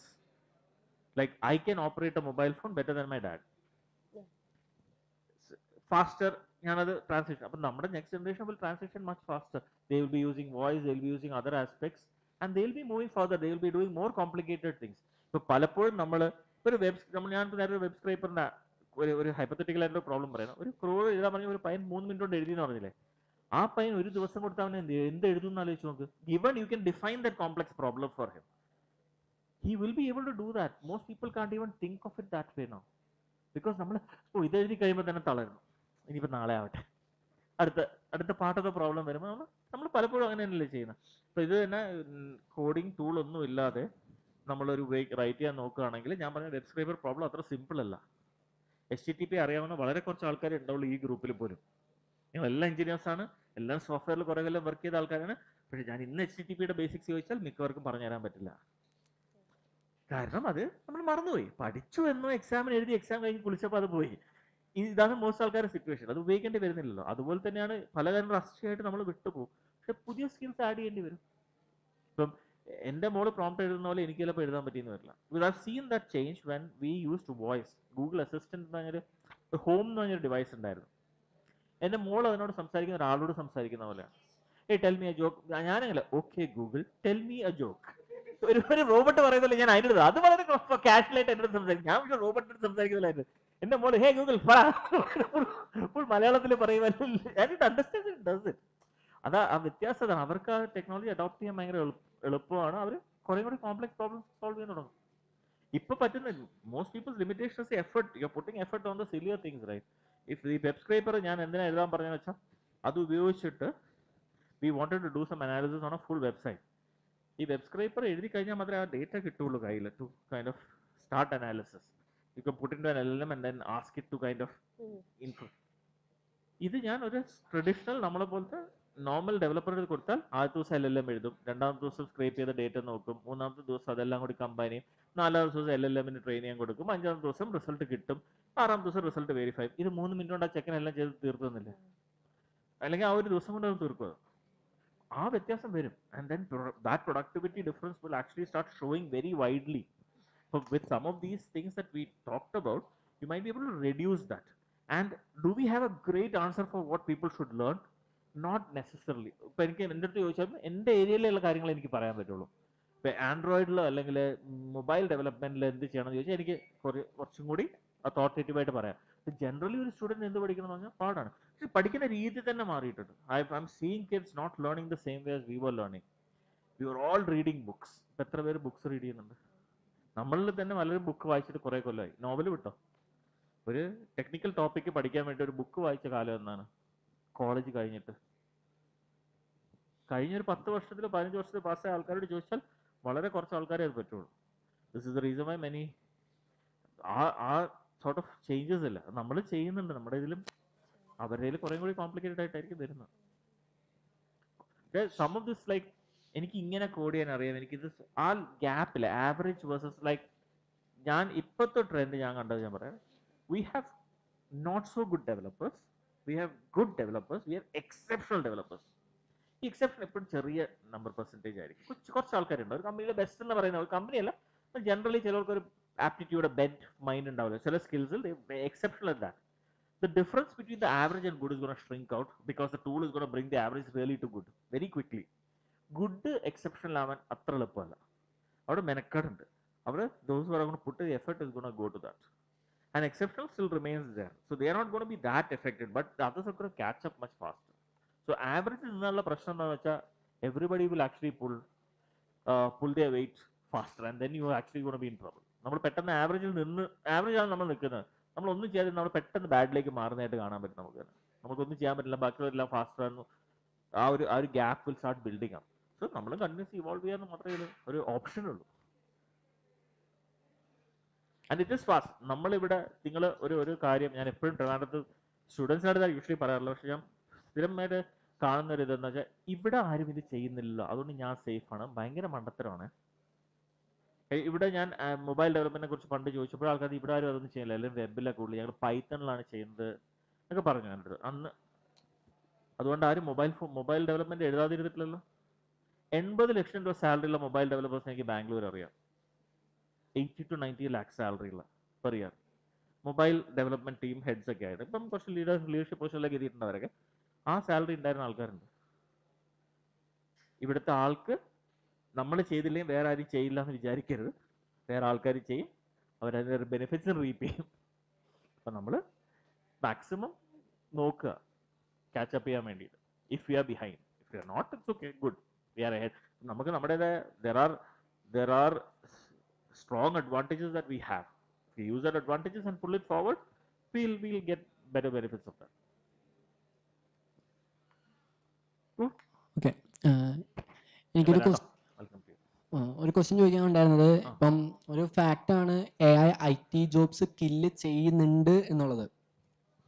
Okay, so ഇപ്പം പറഞ്ഞ പോലെ not 100% but still 30 to 40% doing.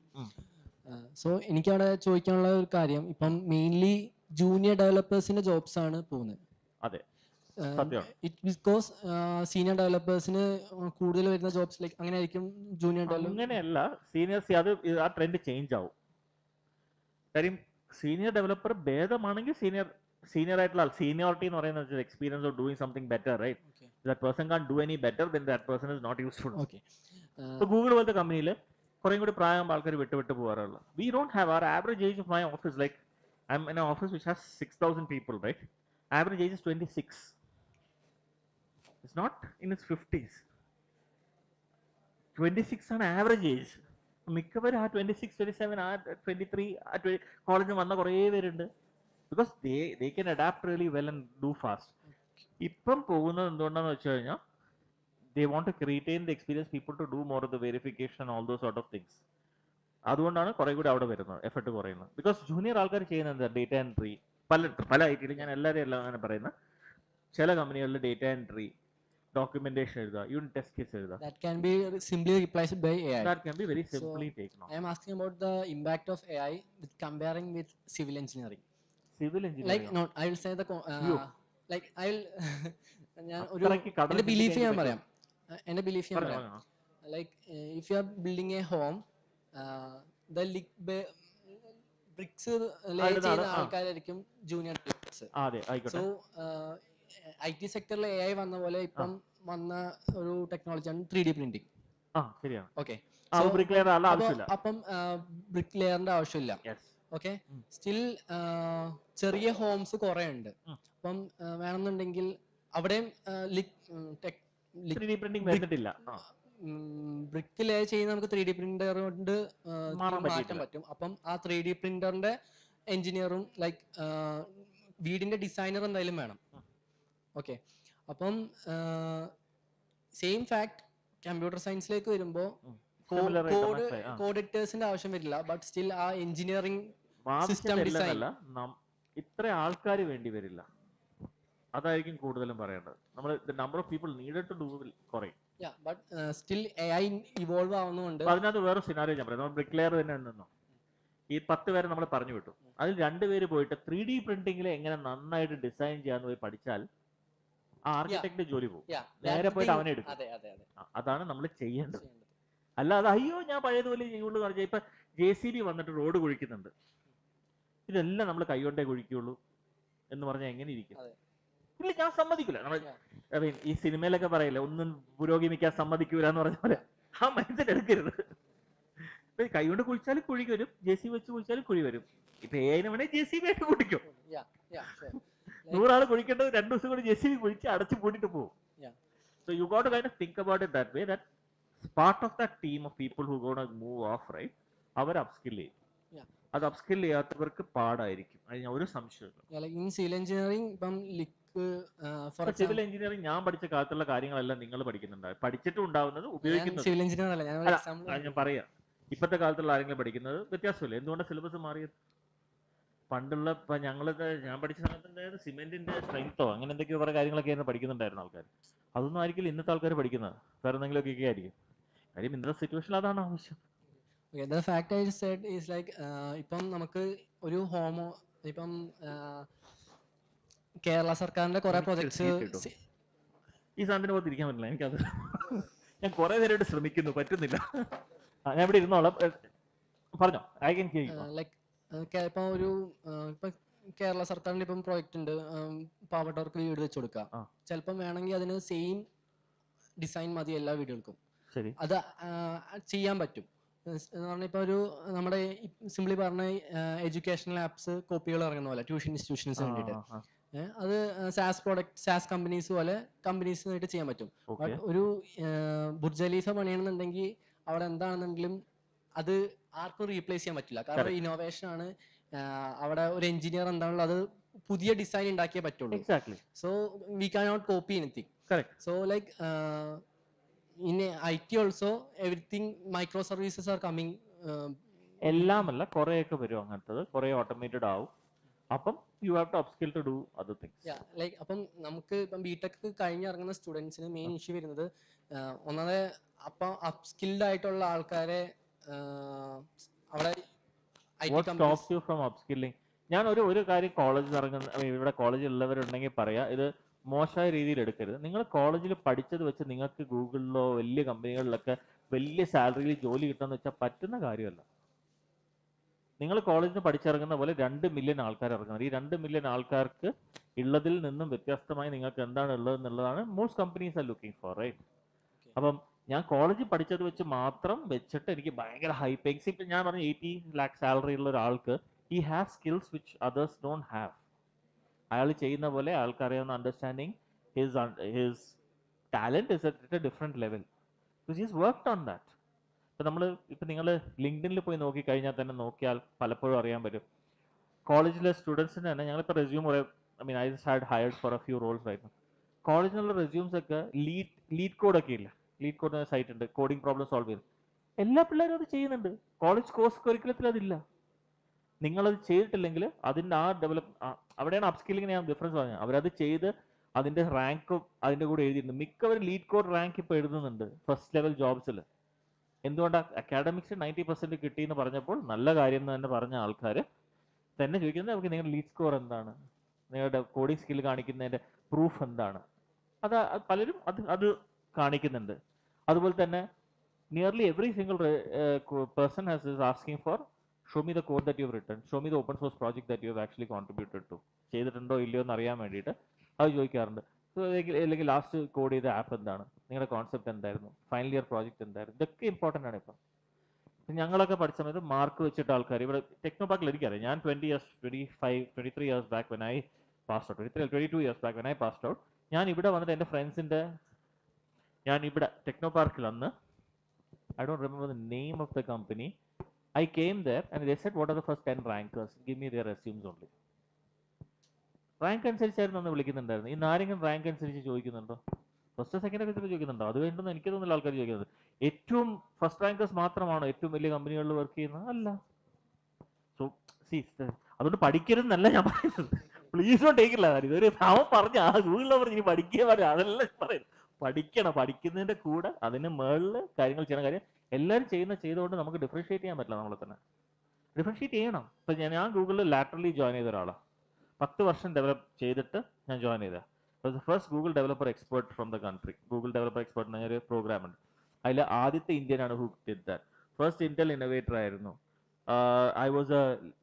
I was an architect at IBM before that. I was the youngest staff lead in Intuit. അങ്ങനെ കുറേ titles ഞാൻ ഉണ്ടാക്കി. The first guy to start the developer community. 5 developer community ഞാൻ start ചെയ്തിരുന്നു ഇന്ത്യയിൽ. ഇതെല്ലാം കണ്ടിട്ടാണ് അവർ ഇവൻ്റെ റെസ്യൂം കൊള്ളാലോ എന്ന് അവർക്ക് തോന്നുന്നത്.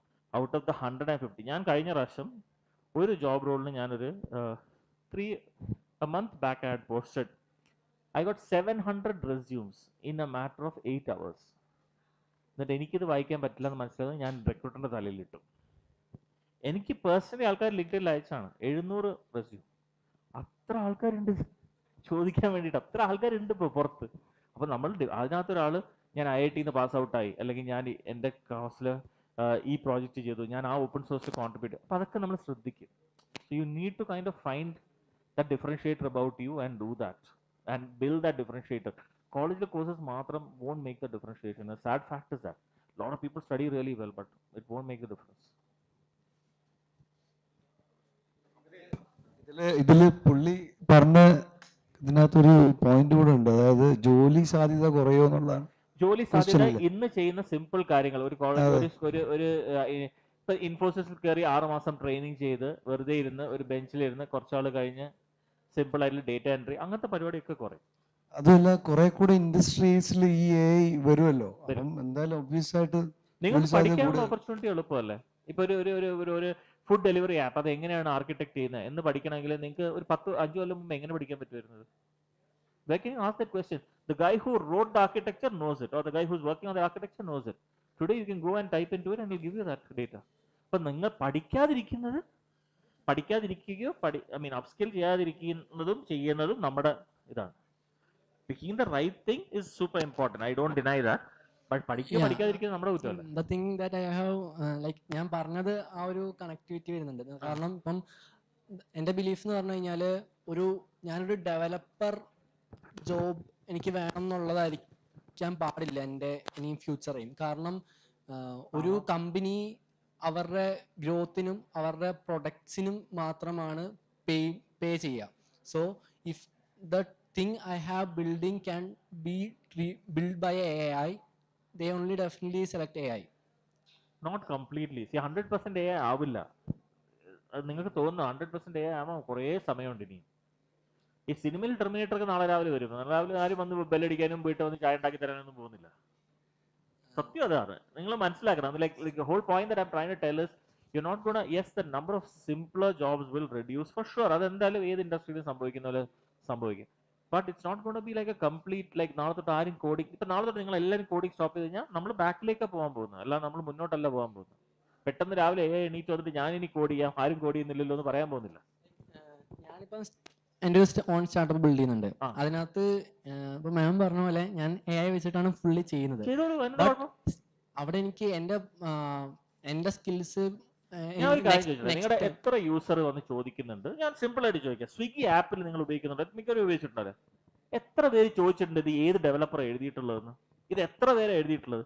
ആപ്പ് നല്ലതാണോ സർവീസ് yeah. നല്ലതാണോ ആൾക്കാർ ഉപയോഗിക്കും. Yeah, the thing I have to work only in the architecture and other things above. You cannot jump into architecture just because you read architecture somewhere.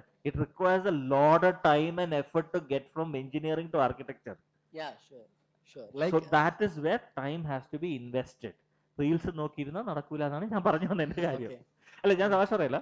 just to put it in a very serious note, most engineers today think architecture is straightforward, simple. ഞങ്ങളൊക്കെ അത് ഒരു വേറെ എന്തോ സൈക്കിളിൽ പഠിച്ചു വന്നത് കൊണ്ടാണ് പറയുന്നത്. ജസ്റ്റ് പോയിട്ട് MBVM-ഉം MBVC ഒക്കെ പഠിച്ചാൽ ആർക്കിടെക്ചർ ആവില്ല. ഒരു ഫുൾ ഒരു പുതിയ പ്രോബ്ലം കംപ്ലീറ്റ്ലി എങ്ങനെ ഡിസൈൻ ചെയ്യണം ഫ്രം സ്ക്രാച്ച് എന്നൊക്കെ ആൾക്കാർക്ക് പഠിക്കണം. കുറച്ച് നമുക്ക് എക്സ്പീരിയൻസ് വേണം, പല ആർക്കിടെക്ചേഴ്സും കണ്ട് അത് പഠിക്കണ്ടേ. അപ്പൊ അതിന് സമയം സ്പെൻഡ് ചെയ്യണമെന്ന് ഞാൻ പറയുന്നു. ഇനീഷ്യലി എനിക്കിപ്പം നിങ്ങൾ സിൻടാക്സ് പഠിക്കുന്നതിന് പകരം ലൈക്ക് പൈത്തണിൽ കോഡ് ചെയ്യാനുള്ള സിൻടാക്സ് പഠിക്കുന്നതിന് പകരം എങ്ങനെയാണ് ഒരു സ്കെയിലബിൾ മൾട്ടി ടിയർ ആർക്കിടെക്ചർ പൈത്തണിൽ ഉണ്ടാക്കേണ്ടത് എന്ന് നിങ്ങൾ പഠിക്കേണ്ടി വരും. പഠിക്കാതെ അത് മൾട്ടി ടിയർ വേണോ അല്ലെങ്കിൽ പാരലൈസ്ഡ് ആയിട്ടാണോ നിങ്ങൾക്ക് പറയാൻ പറ്റില്ല. ഞാനിപ്പം ഇനീഷ്യലി ഫ്ലട്ടർ ഡെവലപ്പർ ആയിരുന്നു. ബട്ട് ഇനീഷ്യലി ഞാൻ സ്റ്റാർട്ടപ്പിന്റെ പ്രൊഡക്റ്റ് ബിൽഡ് ചെയ്യുന്നത് കോഡ് ചെയ്യാതെ. Front end flutter flow, back end super base. So അതിനകത്ത് എനിക്ക് ലോ കോഡ് മാത്രമേ വരുന്നുള്ളൂ. അപ്പം എനിക്ക് കൂടുതൽ വർക്ക് ചെയ്യേണ്ടത് ഇപ്പം ഡാറ്റാബേസ് ആർക്കിടെക്ചർ, അങ്ങനത്തെ സിസ്റ്റം ഡിസൈൻ, പിന്നെ UI UX അങ്ങനത്തെ കാര്യങ്ങളാണ് എനിക്ക് കൂടുതൽ വർക്ക് വരുന്നത്. സോ അല്ല അപ്പം ഇപ്പൊ മാം പറഞ്ഞ പോലെ ഇപ്പം എന്റെ kind of problem you are solving doesn't need an expert level coder. That's why you are able to get the systems to do it. Like GPay, ഞാൻ പറഞ്ഞാൽ GPay നിങ്ങൾ ഉപയോഗിക്കുമോ? ഞാനത് കമ്പ്യൂട്ടറിനെ കൊണ്ട് എഴുതിച്ച ചെയ്യോ? പറ്റില്ല. person who built like so if you are solving something which is relatively less complex ആണ് നമ്മൾ simple എന്നല്ല ഉദ്ദേശിക്കുന്നത്, relatively less complex ആണെങ്കിൽ you can automate 90% of it.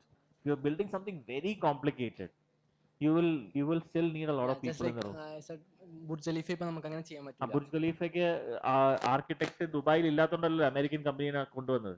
അതെ, ഞാൻ പറഞ്ഞു ഇപ്പം അതുപോലെയാണ് നമ്മുടെ അവിടെ അത് പഠിച്ച് അതിനെക്കുറിച്ച് ട്രെയിൻ ചെയ്ത ആളുണ്ടായിരുന്നു, ആളെ കൊണ്ടുവന്നു. അപ്പൊ നാളെ ബുർജ് ഖലീഫ പോലെ വേറൊരു സാധനം ഇന്ത്യയിൽ ഉണ്ടാക്കാൻ പോകുന്നുണ്ടെങ്കിൽ ഇവിടുത്തെ ലോക്കൽ ആർട്ടിക്കല്ല ഇത് ചെയ്ത ആളെ തന്നെ ആയിരിക്കും വിളിക്കാൻ പോകുന്നത് മോസ്റ്റ് പ്രോബബ്ലി. അതുപോലെ നമുക്കും എക്സ്പെർട്ടീസ് ബിൽഡ് ചെയ്യേണ്ടി വരും. അവന്റെ കോഡിങ് ശരിയല്ല, കോഡിങ് പഠിക്കുന്നില്ല എന്നുള്ളതാണ്. ഞാൻ അങ്ങനെ പറഞ്ഞിട്ടേ ഇല്ല, കോഡിങ് ശരിയല്ല എന്ന് ഞാൻ പറഞ്ഞിട്ടില്ല. ഞാൻ അയാളുടെ കോഡ് പോലും കണ്ടിട്ടില്ല, പിന്നെ ഞാൻ എന്ത് പറയാനാ.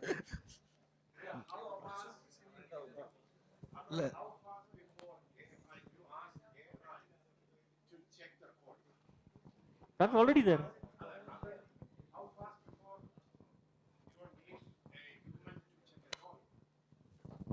It will take some time before we there, and it will also take time for people to have the confidence to do that.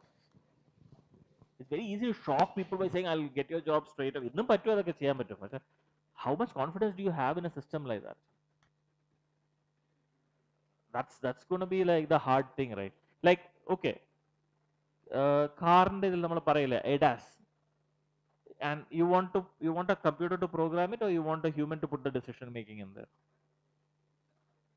അങ്ങനെ പലയിടത്തും where humans will actually create other considerations, not efficiency only. These machines are built for efficiency and you can actually tweak it like that. Okay, സമയം ഒരുപാടായി. ഇനിയുണ്ടോ? ഓയ്യോ, questions തുറന്നു കിട്ടിയപ്പോൾ പിന്നെ ഭയങ്കര ഇതല്ലോ. Like imagine that you are in your 20s, just graduated from college. നല്ല കാര്യമായിരുന്നു, പക്ഷെ പറഞ്ഞു. And A നെ കുറിച്ച് ഒന്നും അറിയില്ല.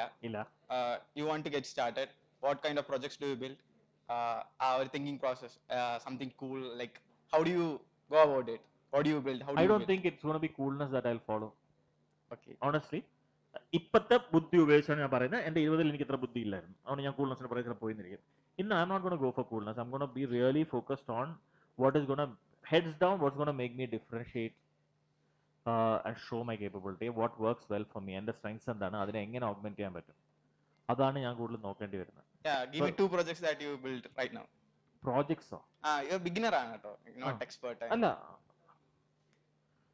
project ഞാൻ I'll try to kind of understand how something complicated is built today. Like ഒരു എക്സാമ്പിൾ എടുത്തിട്ട് ഒരെണ്ണം ക്ലോൺ ഉണ്ടാക്കാൻ നോക്കിയാൽ തന്നെ നമുക്ക് പെട്ടെന്ന് പഠിക്കാൻ പറ്റും.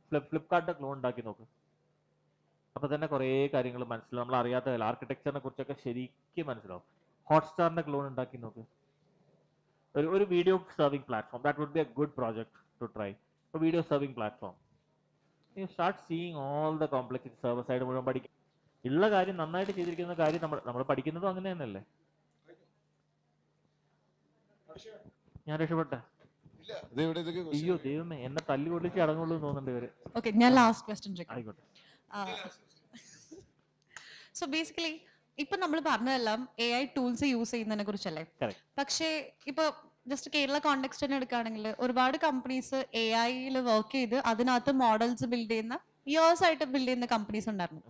പക്ഷേ ഒരു ലെറ്റ്സ് ഒരു ടെക് ജയന്റിന്റെ നല്ലൊരു അപ്ഡേറ്റ് വരുന്ന സമയത്ത് അല്ലെങ്കിൽ അടുത്ത വേർഷൻ വരുന്ന സമയത്ത് വാഷ് ഔട്ട് ആയി പോകുന്ന രീതിയിലേക്കുള്ള സ്റ്റാർട്ടപ്സ് ആണ് നമ്മൾ ബിൽഡ് ചെയ്ത് കണ്ടിട്ടുള്ളത്. So what is A possibility of building A foundational model here, അല്ലെങ്കിൽ ആ സ്റ്റാർട്ടപ്പ് സ്റ്റേജിൽ അല്ലെങ്കിൽ സ്റ്റാർട്ടപ്സിന് ഈ ഫൗണ്ടേഷണൽ മോഡൽസ് ക്രിയേറ്റ് ചെയ്യുന്നതിന്റെ പോസിബിലിറ്റി എന്താണ്? Foundational models for, first of all, I don't know how much data a startup can get to build a model. That's going to be a number one thing. We don't build it on 1 terabyte of data. ഒരു model ഇപ്പോൾ 1 terabyte of data is easily washable. വേറെ ആൾക്ക് ആ terabyte കിട്ടും. So if you are doing something replicating somebody else's work, it's going to be easy to replicate you. If you're building a completely new technology, then you can patent it, you can actually keep that patent for yourself. Somebody else cannot do that. But ഞാൻ പറയില്ല, ഇപ്പം LLM ഉണ്ടാക്കുന്ന കമ്പനികളുടെ their good measure to understand how effective they are going to be is how much data they have access to, and how much compute they are spending every month. ഗൂഗിളിന് സ്വന്തം server farms ഉണ്ടായിട്ട് we spend over $90 billion a year training LLMs. I don't see any startup in India spending anything a fraction of that, and then they're claiming we'll beat Google at that. Is going to be hard. I mean, I want to just say Google spends Google in the budget is, I think it's all in the open earnings like projections പറയുന്നതാണ്. OpenAI is putting 60 million into training. Llama team in Facebook is putting 75 million. I think Google is doing 80. So this is billions, not millions. Capital B. അപ്പോൾ അത്രയും compute ഉപയോഗിക്കുന്നുണ്ടെങ്കിൽ ഞാൻ ആമസോണിൽ 2 server വാങ്ങിച്ചിട്ട് ഞാനിത് ചെയ്തു എന്ന് പറയുമ്പം either you are brilliant at doing that or അതിൽ വലിയ കാര്യം ഉണ്ടാവുമെന്ന് എനിക്കറിയില്ല. ആ ഗ്യാപ്പ്, അത് ചിലപ്പോൾ ചില ബ്രില്യൻ്റ് ആയിട്ടുള്ള ചെറിയ യൂസ് കേസിനെ ഫൈൻ ട്യൂൺ ചെയ്ത് കിട്ടുന്ന സാധനങ്ങൾ ഉണ്ടാവും. അത് ചിലപ്പോൾ സംഭവിക്കാം. ആ ഫൈൻ ട്യൂൺ ചെയ്ത് ആ സാധനം has a lot of value. But yes, that problem has to be identified. അല്ലാണ്ട് ചുമ്മാ ഞാനത് ബീറ്റ് ചെയ്തു എന്ന് പറഞ്ഞാൽ പറയാം. And the proof of the pudding is how much money they're going to make over a period of time. അപ്പോൾ ഒരു Kerala LLM നടക്കൂലേ? Kerala LLM നടക്കില്ല, ഡേറ്റ ഉണ്ടെങ്കിൽ നടക്കൂ. ആൻഡ് എന്താ നമ്മൾ സോൾവ് ചെയ്യുന്നത് ക്ലിയർലി ഡിഫൈൻ ചെയ്തിട്ട്, അല്ലാതെ ജനറൽ LLM ഉണ്ടാക്കണം എന്നുള്ള. അവിടെ DeepSeek has shown a way of innovation. They have really shown how they can use somebody else's prompt and then create the output with that. And also then spent much less money. Much less less in terms of what their numbers, what they say is the last run. 60,000 and all is not possible, but that is just the last run that they're talking about. They must have spent millions, but nothing close to what others have. അപ്പോൾ അങ്ങനത്തെ ഒരു innovation ചെയ്യുന്ന ഒരാൾക്ക്, പക്ഷെ ഇപ്പൊ നോക്ക്, I'll give you one example. How many people are using DeepSeek and how much more money is DeepSeek making today? They made a headline, but how much more money is it making today? So what it made, basically what the Chinese did is they made a dent into everybody else's, earnings. That's all they did. Not necessarily move the technology forward a lot. But they seems to have really innovated and brought this expenses down in at least in certain aspects, right? Are they making more money because of that? The money is flowing to them, but they haven't taken it yet. That's the whole point. We'll see in a year or two. We'll see how it is going to be. Because we also need to kind of identify other aspects. They're good. I mean, no doubt they innovated pretty well. It's a wonderful piece of work that they've done. Now you have to see the proof of the pudding in terms of all the numbers, evaluations and all. But I've also used it. It's pretty accurate. അവിടെയാണ് ഒരു Kerala LLM അങ്ങനത്തെ ഒരു കിടല സാധനം ചെയ്യുകയാണെങ്കിൽ വരും. Like നമ്മൾ അങ്ങനത്തെ ഒരു ഇന്നോവേഷൻ വരികയാണെങ്കിൽ we have an opportunity to disrupt the market, but not by copying something. We can't copy somebody else's thing and then hope that nobody else will do this on top of me. Like Ola has some LLM that they are building, right? So they are doing something similar. That's because of the access of data. Tons of data to work with. These need a lot of data, not of compute. and it's expensive to keep running them, because you don't see many of these tools free, right? They all, see how quickly have you Gmail 15 years I think now, it's always free. How quickly did the first ChatGPT to the paid ChatGPT happen? Paid version came like in a month, right? After cost. The reason why is nobody's putting replacing Google search with this is because the one search will cost maybe 1 cent. This will cost 15 cents.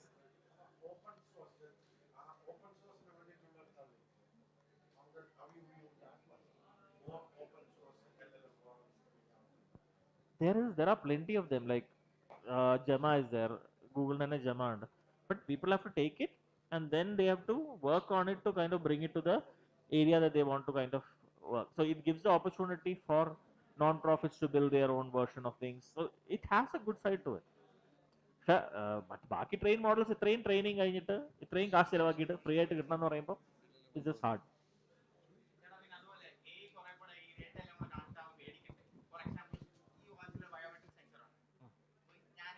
ഇതിപ്പം പഴയ ഇവിടോട്ട് പോവാണ്, ടെർമിനേറ്ററിലേക്ക് പോവാണ്. പറഞ്ഞു പറഞ്ഞു ആയിക്കോട്ടെ. ആ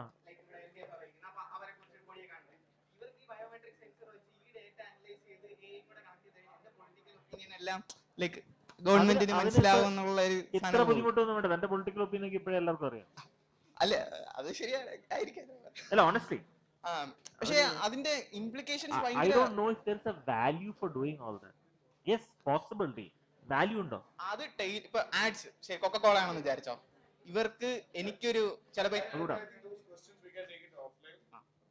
ഞാനും പോട്ടെ, എനിക്കും 9 മണിക്ക് ഒരു മീറ്റിംഗ് ഉണ്ട്, അതിനും വരണം. നമുക്ക് സംസാരിക്കാം. ഓക്കെ, കുറെ ക്വസ്റ്റ്യൻ വന്നു അവസാനം. ക്വസ്റ്റ്യൻ ഇനി വന്നോണ്ടിരിക്കും, തുടങ്ങാൻ പോകുന്നേ ഉള്ളൂ. സോ എങ്ങനെയുണ്ടായിരുന്നു സെഷൻ? ഓക്കെ, അപ്പോൾ so Amrit, thank you so much for, അത് വളരെ ഷോർട്ടായിട്ടുള്ളൊരു ഇതിനകത്ത് 1 month ടൈമിനകത്ത് he actually took the approval from Google to come here, and then in the ഒരു സെഷന് വേണ്ടിയിട്ട് he came down here. It is not like he was here and he came for a session. He prepared, he got approval, and then he came for the session. And thank you so much for doing that. And then we were discussing on what actually should the topic be. And then he was telling like, let's keep it generic, because there will be a lot of things that people should know that what actually they have to do to make use of this change better. It is not just about we are going and learning one tool, but how to do in an overall scope is something that we have to learn, and that is what we decided on the topic, and I hope like actually benefited, right? Okay, so I think I would like to invite the FAYA committee, Sharon and Julian, to give a token of appreciation to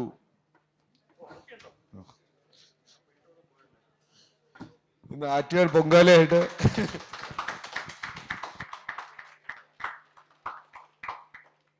Sharon.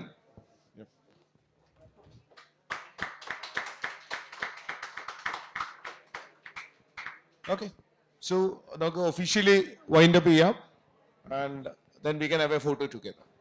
Thank you.